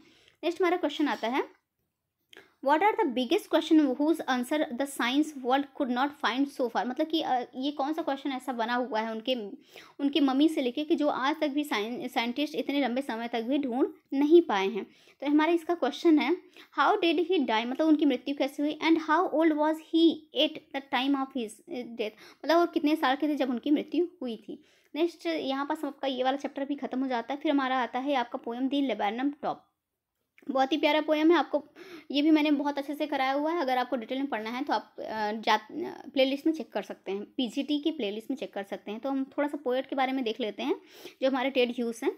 About the poet, the Ted Hughes also name by the name of, इनका फुल नेम देख लीजिए एक बार आप, Edward J Hughes, born in England, कहाँ पास इनका जन्म हुआ था, इंग्लैंड में जन्म हुआ था। He was an English poet. Nationality से आपके क्वेश्चन आ सकते हैं राइटर से, अगर राइटर से क्वेश्चन देखने को मिलेगा तो 3 ही चीज़ से मिलेगा, या फिर उनके बर्थ डेट से, या फिर उनके नेशनलिटी से, या फिर उनके इंपॉर्टेंट वर्क से, या एक उनके अवार्ड से भी मिल सकता है ना। तो यहाँ पास उनकी नेशनलिटी क्या थी, इंग्लिश पोएट थे। Who was a famous for using animal in his poem, वो मोस्टली अपने पोएम में, सारे ही पोएम में वो एनिमल को यूज़ करते थे, इसलिए वो फेमस माने जाते हैं। He also found in anthropology and folklore. Some of his work include, इनका देखिए मोस्ट फेमस वर्क है कौन सा है, the hawk in the rain, just a second friend, the hawk in the rain, फिर लुपरसेल एटीसी, इनका ये most looper कल होगा। इट इज सीन का जो मोस्ट फेमस वर्क है, ये 2 ठो हैं। तो पूछ लिया जाए कि दी हॉक इन द रेन किसके द्वारा लिखा गया है, तो टेड ह्यूज के द्वारा लिखा गया, आपका आंसर होना चाहिए। He also some way in the middle of his career stopped writing poems poem following Plath. तो सिल्विया प्लाथ इनकी वाइफ रहती हैं फ्रेंड, सिल्विया प्लाथ इनकी वाइफ रहती हैं, जो कि सुसाइड कर लेती हैं, मतलब कुछ इनका रहता है फैमिली मैटर रहता है तो सुसाइड कर लेते हैं। उसके बाद से ये काफ़ी टाइम तक पोएम लिखना बंद कर देते हैं। उसके फिर काफ़ी टाइम बाद ये पोएम लिखना स्टार्ट करते हैं, तो जिसमें ये खुलासा करते हैं बहुत सारी बातें, ये सिल्विया प्लाथ के बारे में भी करते हैं। फिर सिल्विया प्लाथ भी एक बहुत ही उस टाइम की बहुत जानी मानी पोएट हैं, उनकी वाइफ भी बहुत जानी मानी पोएट ही रहती हैं, तो उनके काफ़ी वर्क भी ये पब्लिश करवाते हैं। तो यहाँ तो हो गई हमारे राइटर के बारे में बातें। अब हम थोड़ा सा अपना समरी, थोड़ा सा शॉर्ट समरी देख लेते हैं अपने चैप्टर का, द लेबैनोन टॉप का। Through the poem the laburnum top the poet wants us to explain a bond between the laburnum top tree, जो ट्री को यहाँ पर डिस्क्राइब किया गया है, जिसमें बहुत ही मतलब फ्लावर, बहुत ही घना छोटा सा ही पेड़ रहता है, उस पर बहुत ही घने येलो येलो पत्ती रहते हैं, बहुत ही ब्यूटीफुल है। जब मैंने आपको ये वाला चैप्टर करवाया है तो उसमें मैंने उस पेड़ को भी दिखाया हुआ है कि कितना ब्यूटीफुली वो पेड़ है। एंड द गोल्ड फिंच, और एक बर्ड के बारे में बताया गया है कि इन दोनों का रिलेशन दिखाया गया है। गोल्ड फिश बर्ड क्या रहती है, बहुत ही प्यारी गोल्डन कलर की छोटी सी बर्ड रहती है। तो इन दोनों का रिलेशन इस वाले चैप्टर में दिखाया गया है, मतलब बहुत ही प्यारा बॉन्ड दिखाया गया है इन दोनों मतलब लेबनान टॉप ट्री का, लेबनान ट्री का एंड गोल्ड फिश बर्ड का बहुत ही प्यारा बॉन्ड दिखाया गया है इस चैप्टर में। The tree is yellow and silent like tree, इसमें बताया गया कि किस प्रकार से ट्री जो स्टार्टिंग में जब बर्ड उसके ऊपर नहीं बैठती तब तक वो क्या रहती है, येलो कलर की दिखाया गया है, और बहुत ही मतलब शांत स्वभाव की रहती है ट्री, मतलब बिल्कुल चहल पहल नहीं करती है। साइलेंट लाइक इट्स डेड, जैसे लगता है कि वो मतलब उसके में जान ही नहीं है, जैसे लगता है कि वो जो पेड़ है वो सूख गया है। But very soon it comes alive by the entry of the bird and her young soul, but जैसे ही वो जो यंग जो फिंच बर्ड रहती है, जैसे आके उस पेड़ पे बैठती है अपने छोटे यंग वंस के, अपने छोटे छोटे बच्चों के साथ, वो पेड़ क्या रहता है, चहचहा उठता है, खिलखिला उठता है। The little yellow birds in just a second, the little yellow birds in her shelter feeds her young ones, वो उस पेड़ को क्या बनाती है, अपना शेल्टर बनाती है, जहाँ पास अपने वो छोटे छोटे बच्चों को क्या करती है, फीड करती है ना। आई होप आपको क्लियर हुआ होगा। The little yellow bird in her shelter feed her young ones, but as soon she left the tree, पर थोड़ी टाइम में वो क्या करती है, ट्री से उड़ जाती है, मतलब ट्री को छोड़ देती है। It again becomes silent and death, और जैसे ही पक्षी वो उड़ती है वो ट्री दोबारा से क्या हो जाता है, जैसे लगता है कि फिर इसके में जान नहीं है, वो कैसा बन जाता है, डेथ लाइक अगेन बन जाता है, मीन डेथ लाइक बन जाता है। तो आई होप आपको ये चैप्टर क्लियर हुआ होगा। अगर डिटेल में देखना है तो आप KVS का PGT प्लेलिस्ट चेक कर सकते हैं, उसमें मैंने बहुत ही अच्छे से डिटेल में कराया, हर पोएटिक डिवाइसेस को बताते हुए, हर फिगर ऑफ स्पीच को बताते हुए। हमारा क्वेश्चन आता है, फर्स्ट क्वेश्चन आता है, who is the poet of the poem the laburnum top. मैंने आपको पहले ही बताया कि टेड ह्यूज इस पोएम के राइटर हैं, पोएट हैं। नेक्स्ट हमारा क्वेश्चन आता है, which months is mention in the poem. Friend, अगर मेरी बातें बहुत तेज तेज आपको लग रहा हो कि मैं बहुत तेज तेज पढ़ा रही हैं, तो आप अपने यूट्यूब की स्पीड थोड़ा सा कम कर लीजिए, उससे आपके पास ऑप्शन रहता है, आप स्पीड को कम या तेज कर सकते हैं ना, स्लो फास्ट कर सकते हैं, तो आप उससे आराम से हो जाएगा। बट हमें क्या करना है कि 1-1.5 घंटे में पूरा चैप्टर कंप्लीट करना है, तो इसलिए हम थोड़ा जल्दी पढ़ा रहे हैं ना। तो हमारा क्वेश्चन फर्स्ट आता है, नेक्स्ट क्वेश्चन आता है, which month is mention in the poem, कौन से मंथ का डिस्क्राइब किया गया है इस वाले चैप्टर में, सितंबर मंथ का किया गया है। नेक्स्ट हमारा क्वेश्चन आता है, how is the top of the tree, कैसा रहता है, मतलब जो ट्री का टॉप रहता है कैसा रहता है, उसके जो ऊपर के जो पत्तियाँ उत्तियाँ रहती है कैसी रहती हैं, तो वो बहुत ही ज़्यादा, मतलब मैंने बताया कि बहुत ही ज़्यादा साइलेंट रहती है, जस्ट लाइक डेथ। नेक्स्ट हमारा क्वेश्चन आता है, how are the leaves of the tree, कैसी रहती है, सम लीव्स आर येलो, उसकी कुछ पत्तियाँ क्या रहती हैं, येलोइश रहती हैं, क्योंकि सितंबर महीना दिखाया गया है जब वो आ जाता है, पतझड़ का टाइम आ जाता है। तो नेक्स्ट हमारा क्वेश्चन आता है, विच हैड फॉलन डाउन, तो क्या फॉलन डाउन होता है, तो ऑल द सीड्स, जो उसके पेड़ की सीड्स रहती हैं वो क्या रहती हैं, नीचे गिरती रहती हैं। तो नेक्स्ट हमारा क्वेश्चन आता है, what is the name of the bird, bird का क्या नेम रहता है, मैंने आपको बताया बहुत ही प्यार से कि गोल्ड फिंच बर्ड रहती है, बहुत ही छोटी सी पक्षी रहती है जो कि बहुत ही प्यारी लगती है, जिसके आने में पूरा पेड़ क्या रहता है, खिलखिला उठता है। नेक्स्ट हमारा क्वेश्चन आता है, which figure of device has been used in the following line, slick as a lizard, slick as a lizard, तो बताइए इस वाले लाइन में कौन सा फिगर ऑफ स्पीच यूज़ हुआ है। तो आप देख सकते हैं कि यहाँ पास एज का यूज़ हुआ है, और जब मैंने आपसे फिगर ऑफ स्पीच की मैंने आपकी क्लास ली थी तो मैंने आपको बताया था जहाँ भी एज और लाइक का यूज़ हो वहाँ आपको सिमिल देखने को मिलेगा। तो इसलिए यहाँ पास देखिए येस का यूज़ हुआ है, इसलिए यहाँ पास क्या होगा, सिमिल राइट आंसर होगा। अगर आपको फिगर ऑफ स्पीच या पोएटिक डिवाइसेस में प्रॉब्लम हो रही है तो मैंने 10 इंट्रोडक्शन क्लास करके 10 क्लास वो लिया है, आप उसको देख लीजिए, आपका एक एक चीज़ बहुत अच्छे से क्लियर हो जाएगा। मैंने बहुत ही सिंपल लैंग्वेज आपको पढ़ाया हुआ है। नेक्स्ट हमारा क्वेश्चन आता है, what is the machine, machine के इस चैप्टर में जो मशीन बोला गया है किसको बोला गया है, तो जो बर्ड्स की फैमिली रहती है उसको मशीन बोला गया, मतलब उनके आने पे ही जो पेड़ का रहता है पूरा साइकिलिंग चलने लगता है, मतलब पेड़ पूरा खिलखिला उठता है, मतलब जैसे कि इंजन के चलने पे ही ट्रेन चलेगी ना, वैसे ही जैसे ही वो लोग आती हैं, बर्ड वगैरह आती हैं, वैसे ही पेड़ पूरा हिलने डुलने लगता है। तो यहाँ पास मशीन किसको बोला गया है, बर्ड की फैमिली को बोला गया है, उस बर्ड को बोला गया है। नेक्स्ट हमारा क्वेश्चन रहता है, who is the engine of her family, और उनकी फैमिली का इंजन कौन रहता है, जो बर्ड्स फैमिली रहती है, बर्ड्स या फिर कह लीजिए जो गोल्ड फिश बर्ड रहती है, मदर को यहाँ पर डिनोट किया गया है इंजन के रूप में। नेक्स्ट हमारा क्वेश्चन आता है what is the identity mask of the bird. जो यहाँ पास पूछा गया है कि आइडेंटिटी मास्क क्या रहता है बर्ड का, तो bed first. Bed first means होता है जैसे कि जैसे ही वो उड़ती है, थोड़ा सा जब उड़ने लगती है तो उसका फेस ऐसे दिखता है जैसे पत्तियों के बीच में से आधा पत्तियाँ रहती हैं, आधा पत्तियों का झलक रहता है, आधा उसके हल्का हल्का ही उसका फेस दिखता है। तो यहाँ पास बेयर्ड फेस मीन्स होता है कि जो झलकियाँ ही जो दिखें उसको ही क्या कहते हैं, बेयर्ड फेस कहते हैं। तो आई होप आपका क्लियर हुआ होगा। नेक्स्ट हमारा क्वेश्चन आता है where does the bird go away in the end of the poem. तो कहाँ चली जाती हैं to the infinite. To the infinite means होता है कि वो कहाँ चली जाती हैं, मतलब स्काई बिल्कुल ऊपर ही चली जाती हैं। टू द इन्फिनाइट इस वाले पोएम में दिखाया गया। और इन्फिनाइट वर्ड यहाँ पास किसको डिनोट कर रहा है, स्काई को डिनोट कर रहा है। तो आई होप आपको क्लियर हुआ होगा। नेक्स्ट हमारा क्वेश्चन आता है what is the meaning of the infinite in the sky. तो मैंने जस्ट अभी बताया कि इन्फिनाइट जो वर्ड डिनोट कर रहा है वो किसको डिनोट कर रहा है, स्काई को डिनोट कर रहा है। नेक्स्ट हमारा क्वेश्चन आता है what happens to the tree. Tree के साथ क्या, जब पंछियाँ उड़ जाती हैं, वो गोल्ड फिंच उड़ जाती है तो फिर ट्री के साथ क्या होता है, इट बिकम्स एम्प्टी। ट्री फिर से क्या डेड लाइक शो करने लगता है कि उसके पास जान ही नहीं है, तो क्या हो जाता है, एम्प्टी मीन्स खाली हो जाता है। नेक्स्ट हमारा क्वेश्चन आता है what is the name of the tree. Tree का नेम क्या है, तो वो तो आपके चैप्टर पे ही पढ़ा है, द लेबनान टॉप। तो लेबनान ट्री उस ट्री का नेम रहता है। नेक्स्ट हमारा क्वेश्चन आता है which time of the day is mention in the poem. तो कौन से टाइम का डे इस पोएम में मेंशन है, तो आफ्टरनून का टाइम इसमें मेंशन है ना। पूरा जो चैप्टर आपको डिस्क्राइब किया गया है आफ्टरनून में डिस्क्राइब किया है, सितंबर माह में डिस्क्राइब किया गया है। तो नेक्स्ट हमारा क्वेश्चन आता है what is the meaning of the trembles. Trembles means क्या होता है, इस वाले चैप्टर में दिखाया गया नहीं, कैसे ही जब पंछियाँ जैसे ही उस पेड़ पर बैठती हैं पूरा पेड़ क्या करने लगता है, ट्रेम्बल्स करने लगता है, मतलब पूरा पेड़ ही क्या करने लगता है, just a second friend, shake करने लगता है। ट्रेम्बल्स मीन्स होता है शेक। नेक्स्ट हमारा क्वेश्चन आता है what is the meaning of thrills. Thrills means होता है कि एक्साइटेड। तो इसमें बताया ना जैसे ही वो गोल्ड फिश अपने बच्चों के पास आती है उसके बच्चे क्या हो जाते हैं, थ्रिल्स हो जाते हैं, मीन्स एक्साइटेड हो जाते हैं अपनी मदर को देख के कि हाँ उसकी मदर उनके लिए क्या ले आई है, फूड लेकर आई है। तो फ्रेंड यहाँ पास आपका दिल लेबनान टॉपिक खत्म होता है। नेक्स्ट हमारा चैप्टर आता है the voice of the rain.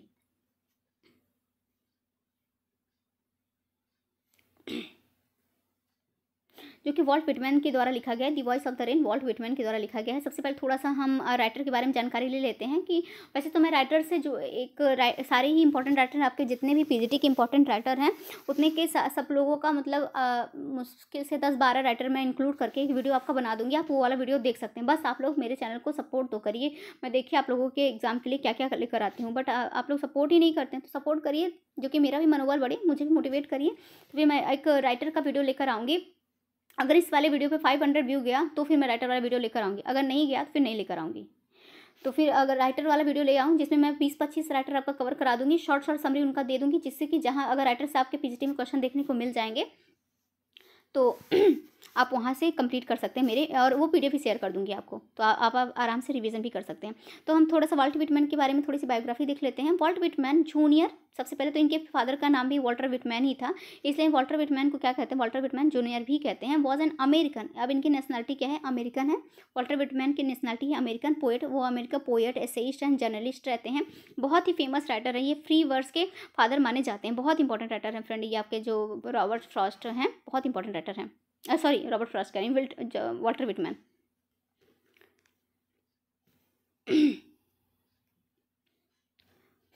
A humanist, he was a part of the transition between transcendentalism and realism.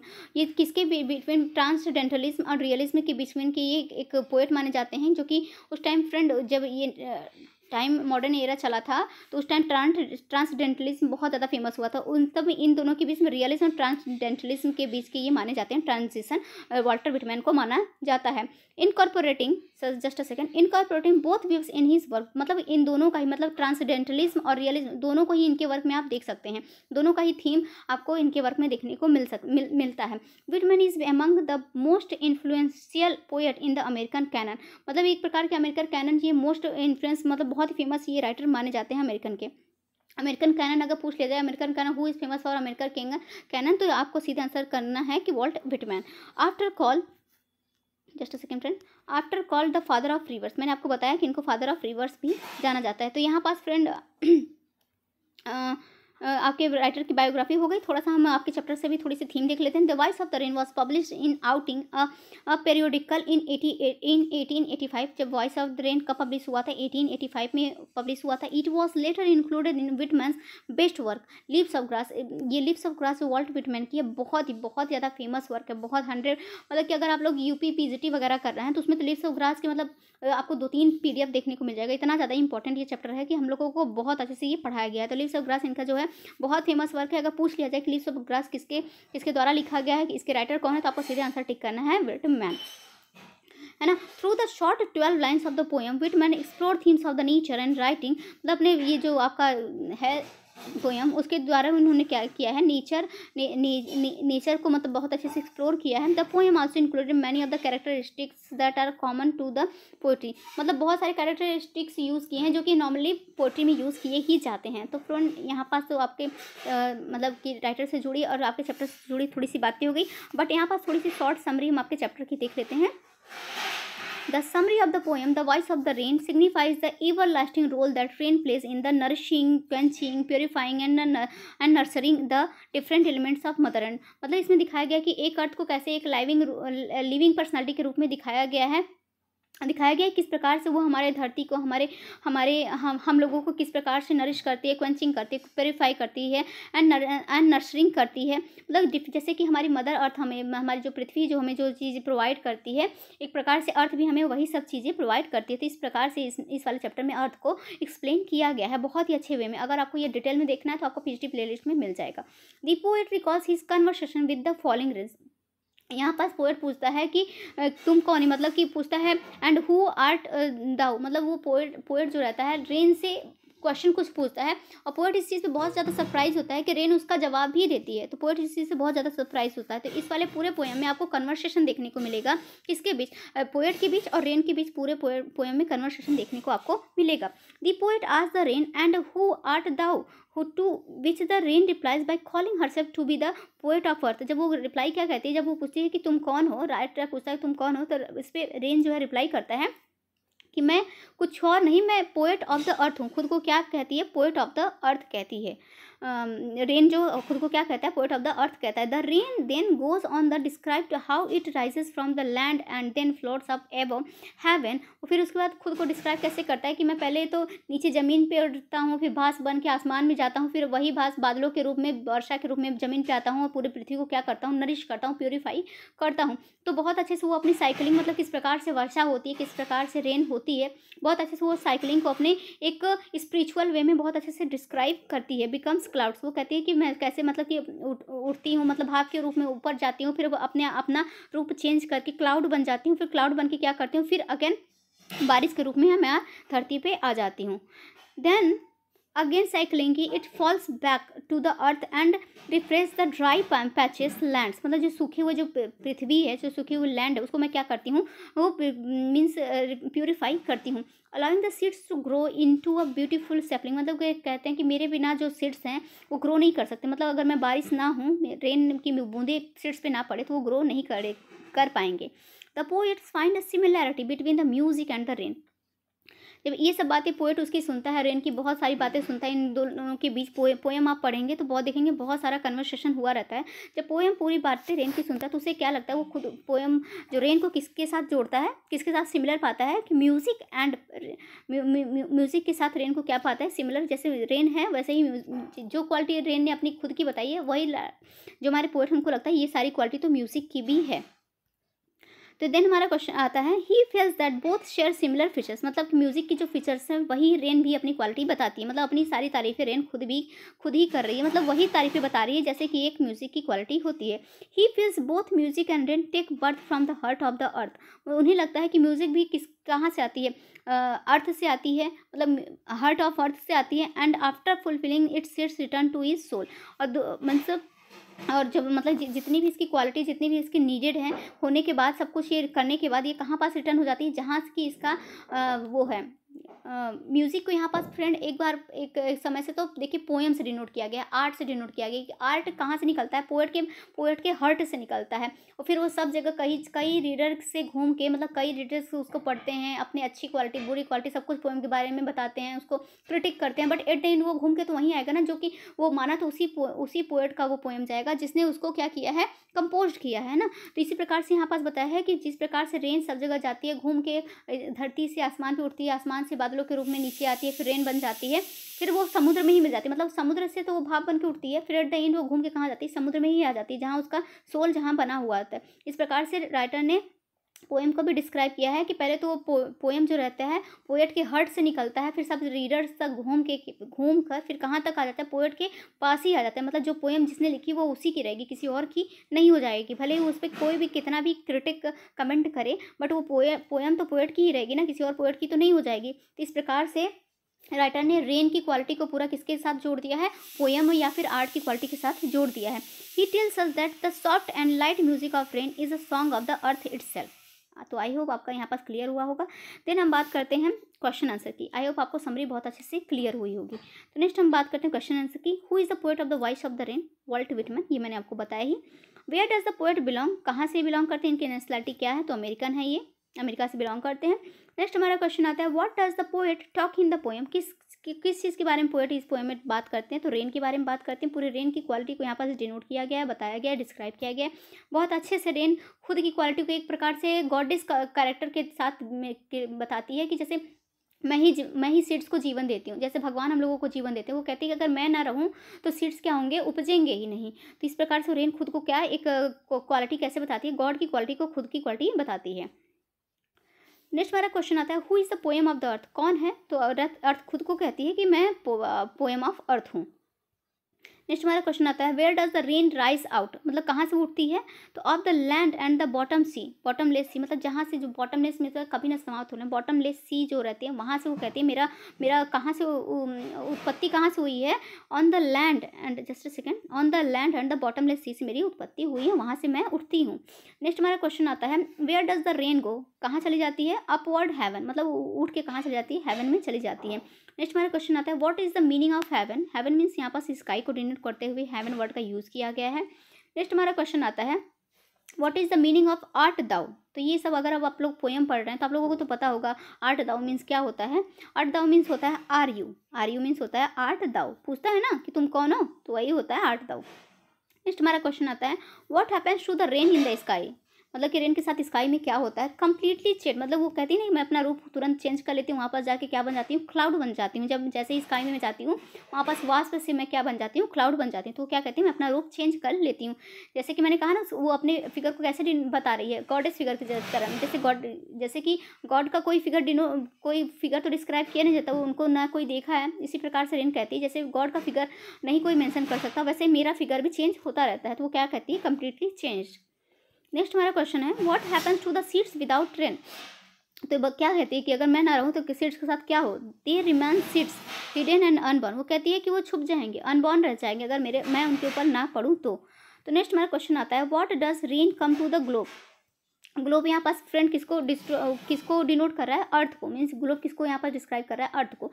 Y does rain come to the globe, मतलब पृथ्वी पर वो जो है रेन दोबारा क्यों आती है, to leave the droughts atoms and dust layer, वो कहती है जो पृथ्वी जो ये छोटे छोटे कड़े जो डस्ट लेयर पड़े हुए हैं उनको मैं दबाने के लिए आती हूँ ना, अगर मैं ना रहूँ तो ये जो लेयर हैं वो उठ जाएंगे और पूरा धूल ही धूल बढ़ जाएगा। तो ये जो धूल है उनके लेयर को मैं क्या दबाने के लिए आती हूँ, मतलब उनको मॉइस्चराइजर देने के लिए मैं आती हूँ, मॉइस्चराइज करने के लिए आती हूँ, उनको प्योरीफाई करने के लिए आती हूँ। एक प्रकार से ये मतलब यहाँ पास निकला है। नेक्स्ट हमारा क्वेश्चन आता है what is the meaning of the globe, तो मैंने जस्ट अभी बताया कि ग्लोब को यहाँ पास अर्थ से डिनोट किया गया है। नेक्स्ट हमारा क्वेश्चन आता है what is the meaning of the लेव, लेव मीन्स होता है वॉश, वो कहती है कि मैं पृथ्वी पर पढ़ के उसको क्या कर देती हूँ, लेव कर देती हूँ, लेव मीन्स वॉश कर देती हूँ।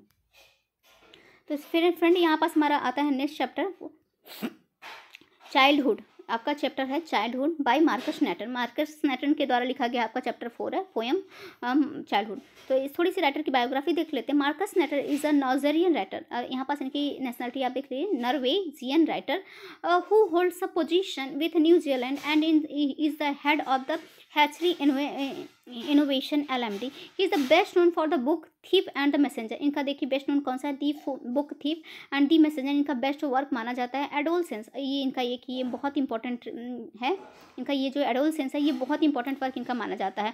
Was compose by the Marcus Natter. In this sonnet the artist has a better understanding of his lost youth. यहाँ पर उन्होंने अपने लॉस्ट यूथ को बहुत ही अच्छे से डिस्क्राइब किया है गया है, डिस्क्राइब किए हैं किसमें, एडोलसेंस में डिस्क्राइब किए हैं। और चाइल्डहुड में इन्होंने बताया कि किस प्रकार से उनका चाइल्डहुड खोता हुआ आ रहा है। और एट द एंड वो बताते हैं कि अपने जो उनका जो चाइल्डहुड है, उनकी जो मासूमियत है वो किस में पा सकते हैं, इन्फेंट के फेस में, एक न्यू बॉर्न बेबी के फेस में पा सकते हैं। तो थोड़ी सी हम अपने चाइल्डहुड की समरी यहाँ पर देख लेते हैं, हल्की हल्की, जैसे कि मैं आपको अभी तक कराती आ रही हूँ। Childhood is written by Marcus Netter. In this poem, the poet thinks over his lost childhood. मतलब बहुत ही ज़्यादा ये सोच रहे हैं कि किस प्रकार से उनका चाइल्डहुड कहाँ खो गया। वो बार बार कहते हैं कि मेरा चाइल्डहुड कहाँ खो गया, क्या यहाँ खो गया, क्या वहाँ गया। थ्रू द पोएम वो बहुत अच्छे से कहते हैं, मतलब बार बार खुद से क्वेश्चन करते हैं, फिर एट द एंड वो आंसर भी इसका बता देते हैं। एक प्रकार से इस पोएम में आपको रिटोरिक क्वेश्चन देखने को मिलेगा, जो पोएटिक डिवाइस से रिटोरिकल क्वेश्चन होता है ना, वो देखने को मिलेगा कि पूरे तो स्टेंजा में वो पूछते रहते हैं साथ कि मेरा चाइल्डहुड कहाँ खो गया, फिर एट द एंड वो बता भी देते हैं। तो अगर आपको ये वाला चैप्टर डिटेल में देखना है, एकदम लाइन टू लाइन एक्सप्लेन करके पोएटिक डिवाइसेस का यूज़ करते हुए मैंने बहुत अच्छे से बताया, अगर आपको देखना है तो आप PHT प्लेलिस्ट में जाके देख सकते हैं, मैंने बहुत अच्छे से डिस्क्राइब किया है। तो फिर हमारा आता है, he wonders about the moment where he lost his innocence and realise that the world is not what he seemed. उनको बहुत ही आश्चर्य होता है कि उन्होंने कहाँ अपना इनोसेंस, अपना चाइल्डहुड कहाँ पास खो दिया। जब उन्होंने कहते हैं क्या मैं तब मैंने अपना चाइल्डहुड खो दिया, जब मैंने इस दुनिया की सच्चाई को जाना कि जैसी दुनिया दिखती है वैसी नहीं है। Be he recalls when he thoughts change and realise. Hypocrisy means होता है ऐसे पीपल जो कि कहते तो कुछ और हैं बट वो करते नहीं, मतलब कहते कुछ और हैं बट पीठ पीछे वो कुछ और ही करते हैं। तो ऐसे लोगों को क्या कहा जाता है, हाइपोक्रेसी ऑफ द पीपल कहा जाता है। वो कहते हैं क्या तब मैंने अपना चाइल्डहुड खो दिया जब मैं हाइपोक्रेसी पीपल से मिला, मतलब उनके जब मेरे चारों तरफ हाइपोक्रेसी पीपल देखने को मिले तो मुझे कहते हैं कि बेटा ये चीज़ मत करो, ये चीज़ गलत है, बट वो खुद वही चीज़ करते हैं। तो कहते हैं क्या तब मैंने जब इन लोगों के बारे में सच्चाई जानी तो क्या तब मैंने अपना चाइल्डहुड खो दिया। नेक्स्ट वो बात करते हैं, He finally settled down to the idea that his childhood went to the some forgotten place. वो कहते हैं फिर एट द एंड खुद ही आंसर दे देते हैं कि हाँ मुझे पता है कि मेरा चाइल्डहुड कहाँ चला गया, एक फॉरगेटन प्लेस पे चला गया जो कि छुप गया है, कहाँ पर छुप गया है, in the face of in innocent infant. मतलब किसके फेस में छुप गया है, जो एक न्यू बॉर्न बेबी रहते हैं, उनके फेस में छुप गया है मेरा चाइल्डहुड। तो मैं अपना चाइल्डहुड कहाँ देख सकता हूँ, मतलब कोई भी अपना चाइल्डहुड कहाँ देख सकता है, एक न्यू बॉर्न बेबी में एक अपना चाइल्डहुड, अपना इनोसेंस देख सकता है। तो आई होप आपको इस वाले चैप्टर की थ्योरी समरी अच्छे से पता चल गई होगी। अगर और डिटेल में देखना है तो आप KVS PGT प्लेलिस्ट चेक कर सकते हैं, बहुत अच्छे से मैंने क्लियर टू क्लियर बताया, लाइन टू लाइन। हमारा क्वेश्चन आंसर आता है, first question, who is the poet of the poem. मैंने आपको बताया कि मार्कस नेटन है। नेक्स्ट हमारा क्वेश्चन आता है, as per the writer it was as a person lost his her childhood. कौन सी एज में वो राइटर जो कहते हैं कि कौन सी एज में उन्होंने अपना चाइल्डहुड लॉस कर दिया था। कहते हैं क्या जब एज ऑफ 11, जैसे ही मैं एज ऑफ 11 को कंप्लीट किया था तो क्या अपना चाइल्डहुड लॉस्ट कर दिया। तो उनके हिसाब से जब बच्चे 11-12 साल के होते हैं तो उनका चाइल्डहुड चला जाता है, उनके फेस का इनोसेंस चला जाता है, मतलब वो दुनिया के बारे में अपनी सोच रखने लगते हैं, अपनी प्रस्तुति दुनिया के बारे में करने लगते हैं। तो आई होप आपका क्लियर हुआ होगा। नेक्स्ट हमारा क्वेश्चन आता है, where could hell and heaven not be found. मतलब कहाँ पास उनको बचपन में नहीं सिखाया गया। वो कहते हैं कि बचपन में मुझे सिखाया गया था कि तुम अच्छा काम करोगे तो तुम स्वर्ग में, हेवन में जाओगे, और बुरा काम करोगे तो हेल में जाओगे। तो वो कहते हैं जब मैं बड़ा होता हूँ और पूरे ग्लोब में ढूंढता हूँ कि हेल हेवन कहाँ है तो मुझे कहीं मिलता ही नहीं है। तो वही कहते हैं कि where could he hell and heaven not be found. वो कहते हैं कहाँ, मैंने पूरे ज्योग्राफी बुक में सर्च मार डाला बट मुझे कहीं भी हेल हेवन नाम की जगह तो दिखी ही नहीं है। फिर नेक्स्ट क्वेश्चन आता है, हाउ आर द एडल्ट्स। वो कैसे कहते हैं कि हाउ आर द एडल्ट्स, कैसे रहते हैं। It they seems, just a second, it they seems to be. वो कहते हैं कि हाँ एडल्ट्स कैसे दिखते हैं। तो वो कहते हैं कि जैसे वो दिखाई देते हैं वैसे वो नहीं होते हैं, मतलब वो कहते कुछ और हैं बट करते कुछ और हैं। एडल्ट्स मीन्स यहाँ पास जो हिपोक्रेसी पीपल रहते हैं उनको डिनोट किया गया है। नेक्स्ट हमारा क्वेश्चन आता है, what did the adults talk and preach of.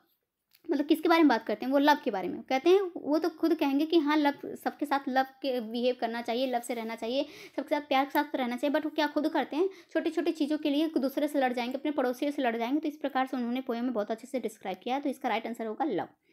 Next हमारा क्वेश्चन आता है, when could he have his own thoughts. कब उनका मतलब खुद का थॉट कब आ जाता है। वो कहते हैं ना, क्या जब मैं खुद के बारे में खुद से सोचने के लायक हो गया था, क्या तब मैंने अपना इनोसेंस खो दिया था। तो ये यही पूछते हैं कि कब उनको लगता है कि उनके खुद का थॉट्स आ गए हैं। When he crossed his childhood, वो कहते हैं जब मैं अपना चाइल्डहुड क्रॉस कर किया तब मैं खुद मतलब अपने बारे में खुद ही सोचना शुरू कर दिया था। नेक्स्ट हमारा क्वेश्चन आता है, what was a person able to do when his mind was his own.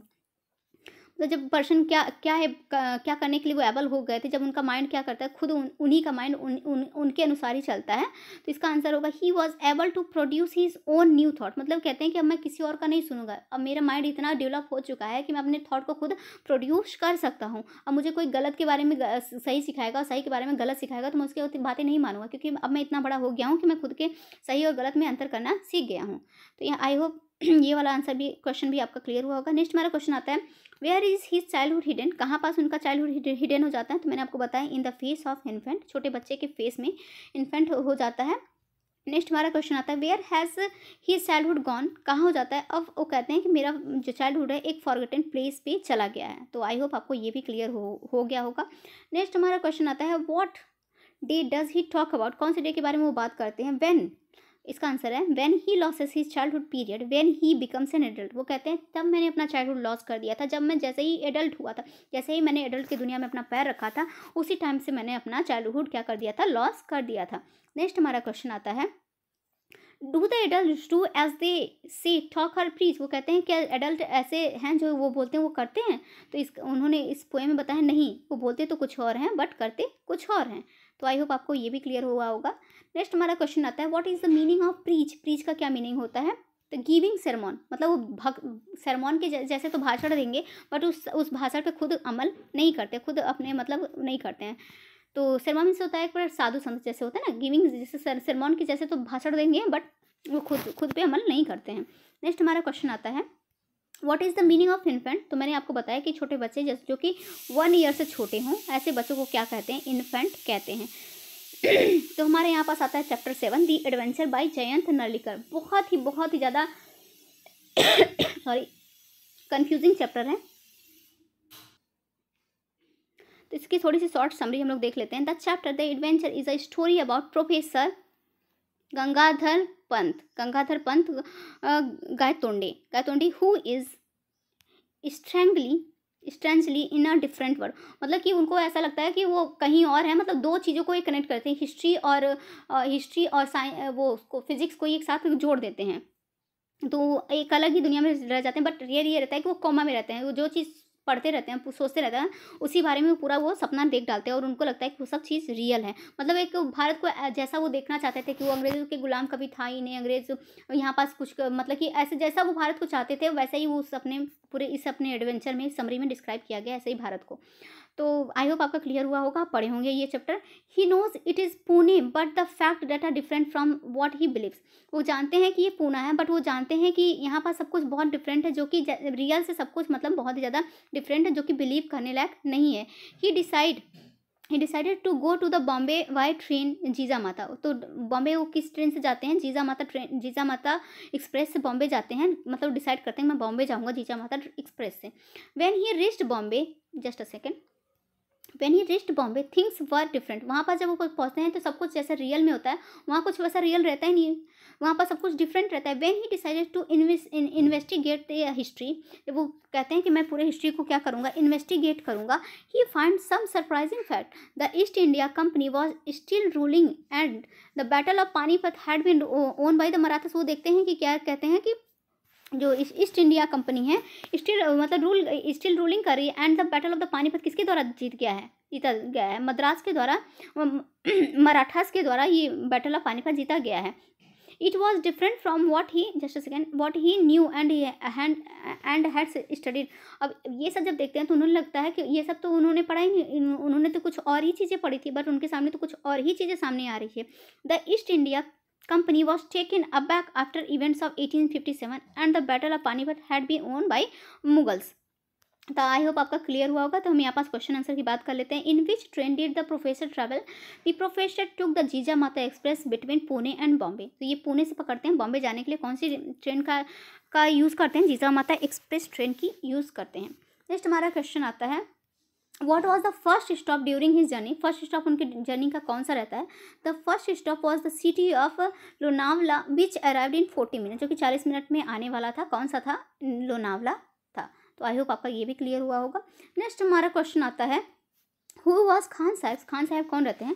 Khan साहब was a fellow traveller on the professor train ride of Bombay. वो फेलो ट्रैवलर रहते हैं जो कि मतलब वो साथ में बॉम्बे उनके साथ जाते रहते हैं। नेक्स्ट हमारा क्वेश्चन आता है, who was professor Gaitonde? What did he plan in Bombay? तो कौन रहते हैं और ये क्या प्लान करते हैं professor Gaitonde?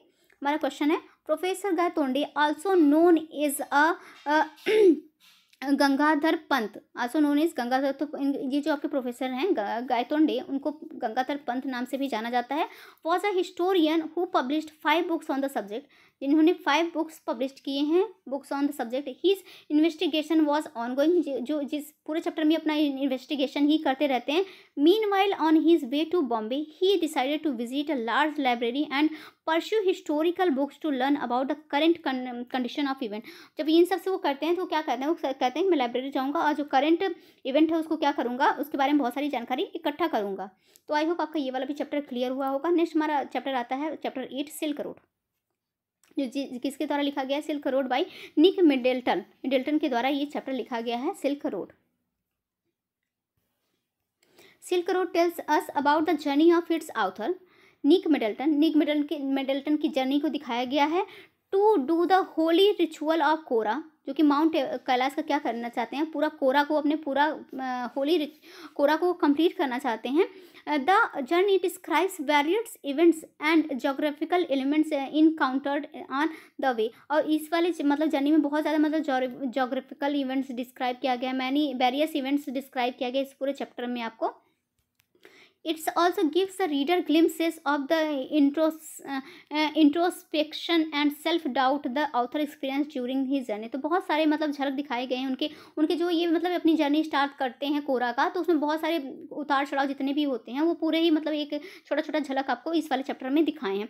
The central theme of this chapter is the speech of a journey and how positivity affects on throughout this journey। इस चैप्टर के माध्यम से उन्होंने बताया कि उस जर्नी के द्वारा उनके मीन्स उनके जर्नी के द्वारा उनके अंदर कैसे positive thinking I, positive thinking I, positive affection आया उस जर्नी के बारे में। तो वो अपनी पूरी जर्नी को बहुत अच्छे से डिस्क्राइब करते हैं। ये चैप्टर में उनकी जर्नी ही पूरी मेंशन है कि वो अपने कोरा को कंप्लीट करने के लिए कौन कौन सी जर्नी कहाँ से स्टार्ट करते हैं, कितने दिनों के लिए करते हैं, किससे किससे मिलते हैं, ये पूरा चैप्टर में इसमें डिस्क्राइब किया गया है। The author was not impressed with the town of Khor and Darchan or the geographical landscape around Mansarovar. तो कहते हैं मैं यहाँ से इम्प्रेस्ड नहीं हुआ, कहाँ से?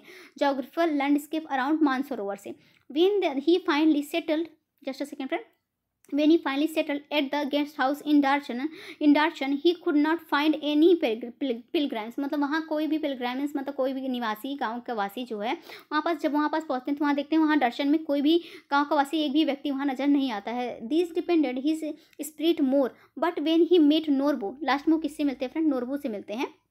लेकिन उनको लगता है कि अब मुझे यहाँ पास अपनी जर्नी खत्म करने देना चाहिए। बहुत सारे उतार चढ़ाव के मन में ऐसे वापस आते हैं कि यहाँ पास तो कोई दिख ही नहीं, कोई एक भी पिलग्रिम्स यहाँ पास दिख ही नहीं रहा। बट एट द एंड वो किससे मिलते हैं? नोरबू से मिलते हैं, जो कि वो भी अपना कोरा वहाँ पास कंप्लीट करता रहता है। एट द एंड वो दोनों साथ में मिलकर क्या करते हैं? कंपेनियन बन जाते हैं। और क्या करते हैं? This made him think that philosophy of positive thinking was finally पे। वो कहते हैं कि हाँ अभी तक मेरी जितनी भी पॉजिटिव थिंकिंग थी वो मेरा साथ देते हुए आई और एक ऐसा कंपेनियन मुझे मिल गया जो कि वो भी कोरा कर रहा है, तो वो थोड़े खुश होते हैं उससे मिलके। तो हमारा यहाँ पर समरी तो खत्म हो गया। नेक्स्ट हमारा आता है क्वेश्चन आंसर। तो हमारा फर्स्ट क्वेश्चन है, who is the writer of the travelogue named silk road. तो ये जो ट्रेवलॉग आपकी लिखी गई है सिल्क रोड, इसके राइटर कौन है? निक मिडल्टन है। मैंने आपको बताया कि इसके राइटर कौन है? निक मिडल्टन है। नेक्स्ट हमारा क्वेश्चन आता है, which city town were the narrator living one day. तो कौन सी सिटी या टाउन में वो एक उसको जाते हैं वहाँ पास लीव करते हैं? तो आंसर है राउ। नेक्स्ट हमारा क्वेश्चन आता है, where were the narrator and his friend heading towards. तो कहाँ पास जाते हैं? माउंट कैलाश में। नेक्स्ट हमारा क्वेश्चन आता है, why were the narrator and his friend heading towards mount Kailash. वो माउंट कैलाश क्यों जाते हैं? तो अपने मैंने बताया कि अपना कोरा कंप्लीट करने के लिए जाते हैं। नेक्स्ट हमारा क्वेश्चन आता है, व्हाट डिड एल हेमो प्रेजेंट टू द नरेटर। एल हेमो जो है वहाँ का एक कैरेक्टर है वहाँ पास, वहाँ का मीन्स कहाँ पास जो एक जस्ट अ सेकेंड फ्रेंड, कहाँ है? हाँ माउंट कैलाश का वहाँ एक कैरेक्टर है, कौन है? एल हेमो, जो कि यहाँ पास उनको यही पूछा गया कि उनको कौन सा गिफ्ट प्रेजेंट करता है, तो उनको क्या प्रेजेंट करता है, लॉन्ग स्लीव, एक ऐसा कोट प्रेजेंट करता है जिसके स्लीव क्या रहते हैं, काफ़ी लॉन्ग रहते हैं, सिप स्किन कोट, तो उसका यही एक कोट उनको प्रेजेंट करता है। नेक्स्ट हमारा क्वेश्चन आता है, हु वॉज हिज ड्राइवर। ये बेचारा बहुत रोल प्ले करता है, काफ़ी इनका साथ देता है, इनकी तबीयत खराब हो जाती है तब भी इनकी काफ़ी हेल्प करता है। तो जो इनका ये है टी शेटन, तो who is driver, T Tsetan रहता है, काफ़ी हेल्प करता है इनके थ्रू आउट जर्नी। नेक्स्ट हमारा क्वेश्चन आता है, who was the third person accompanying them. तो थर्ड पर्सन कौन आता है जो उनको एक्कम्पेनिंग करता है, तो आंसर है डैनियल। बहुत सारे कैरेक्टर इसमें देखने को मिले, मतलब उनके जर्नी थ्रू आउट जितने भी कैरेक्टर उनको देखने को मिलते हैं वो सबको इन्होंने इस चैप्टर में मेंशन किया है। नेक्स्ट हमारा क्वेश्चन आता है, what was the main hurdle problem while moving towards mount Kailash.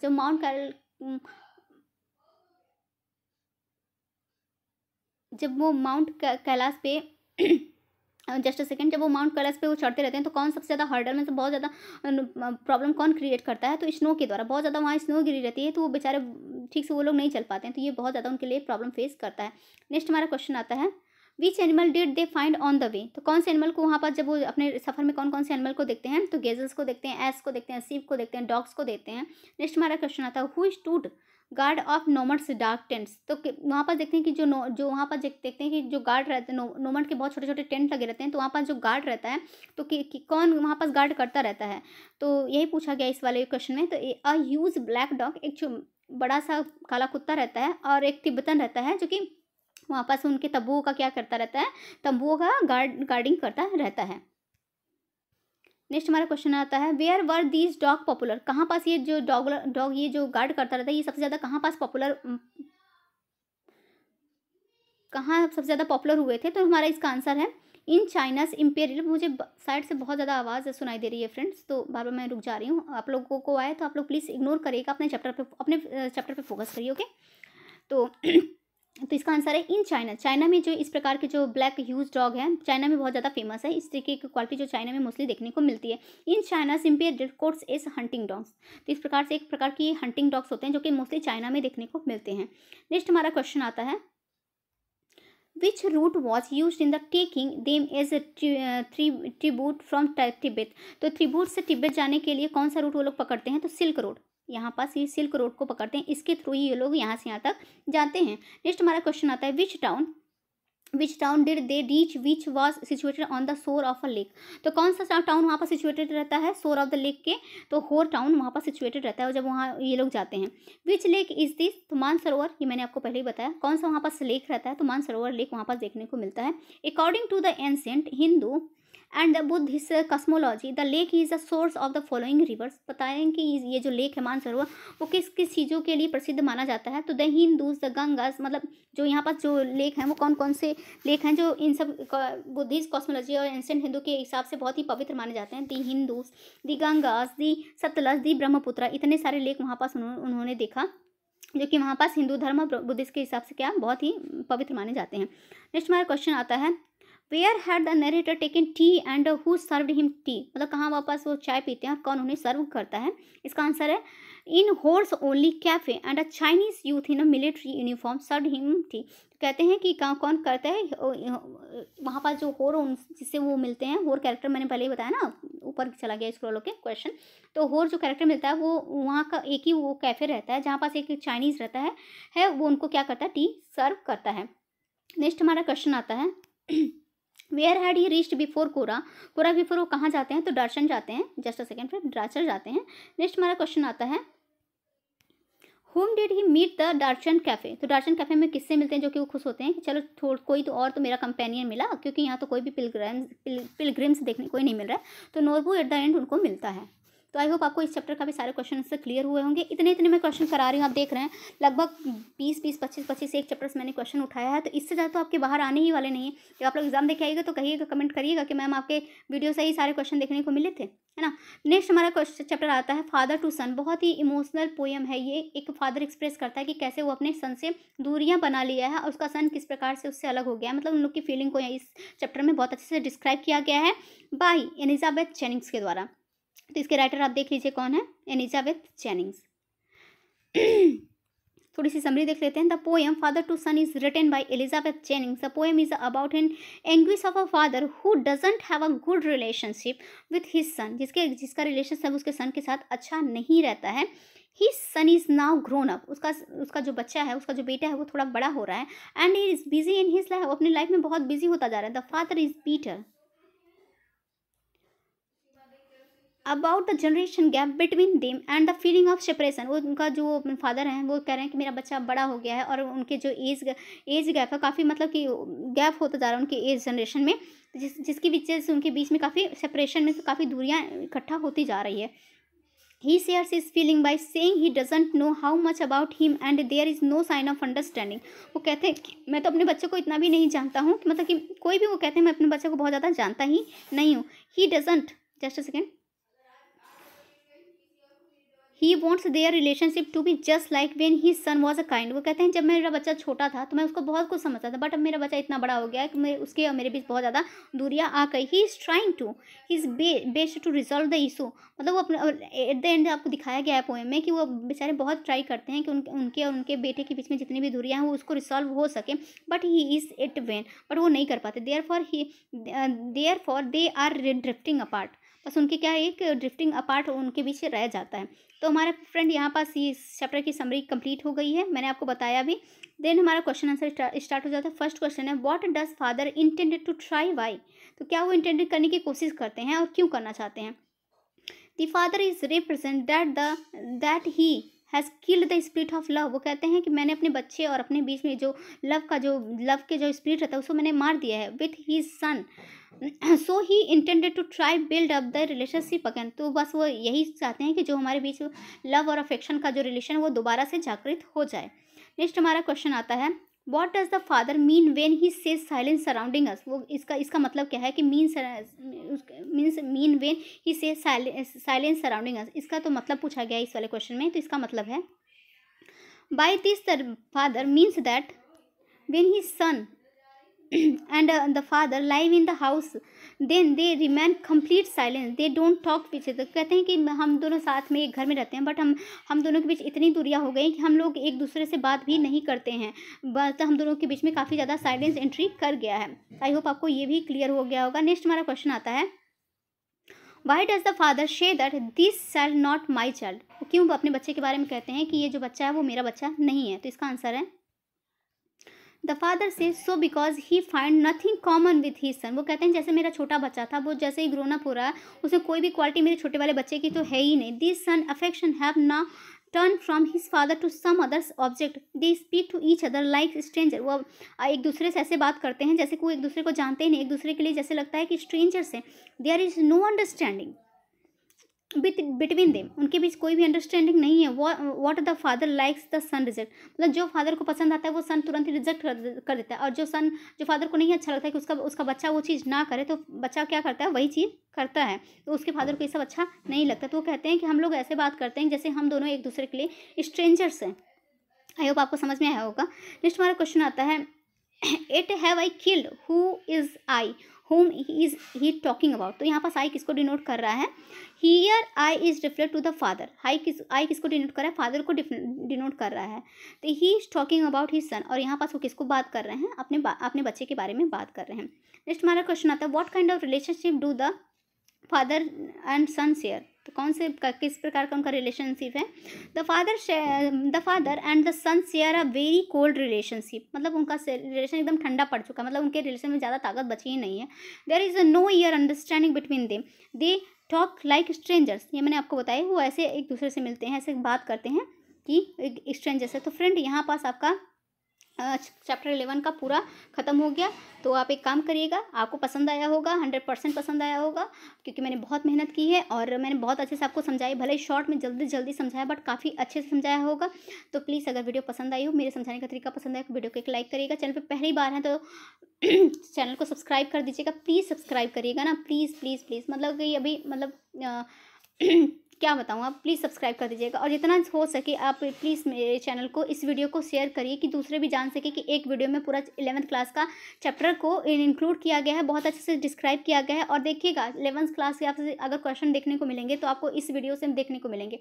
है ना। तो प्लीज़ प्लीज़ रिक्वेस्ट है आपसे, प्लीज़ चैनल को सब्सक्राइब कर दीजिए। मैं भी चाहती हूँ कि मेरी भी फैमिली बढ़े, 1000 सब्सक्राइबर हो जाएँ, बस आप लोगों का सपोर्ट चाहिए। सपोर्ट नहीं मिल रहा है, सपोर्ट मिलता ना तो अभी तो मैं कितने वीडियो अपलोड कर चुकी होती। बट मैं देखती हूँ वीडियोज़ अपलोड करती हूँ, व्यू ही नहीं जाता, 60 70 80 व्यूज़ आते हैं। तो मैं कह रही हूँ ना, 200 भी व्यू चला जाता है तो मुझे बहुत खुशी मिलती है।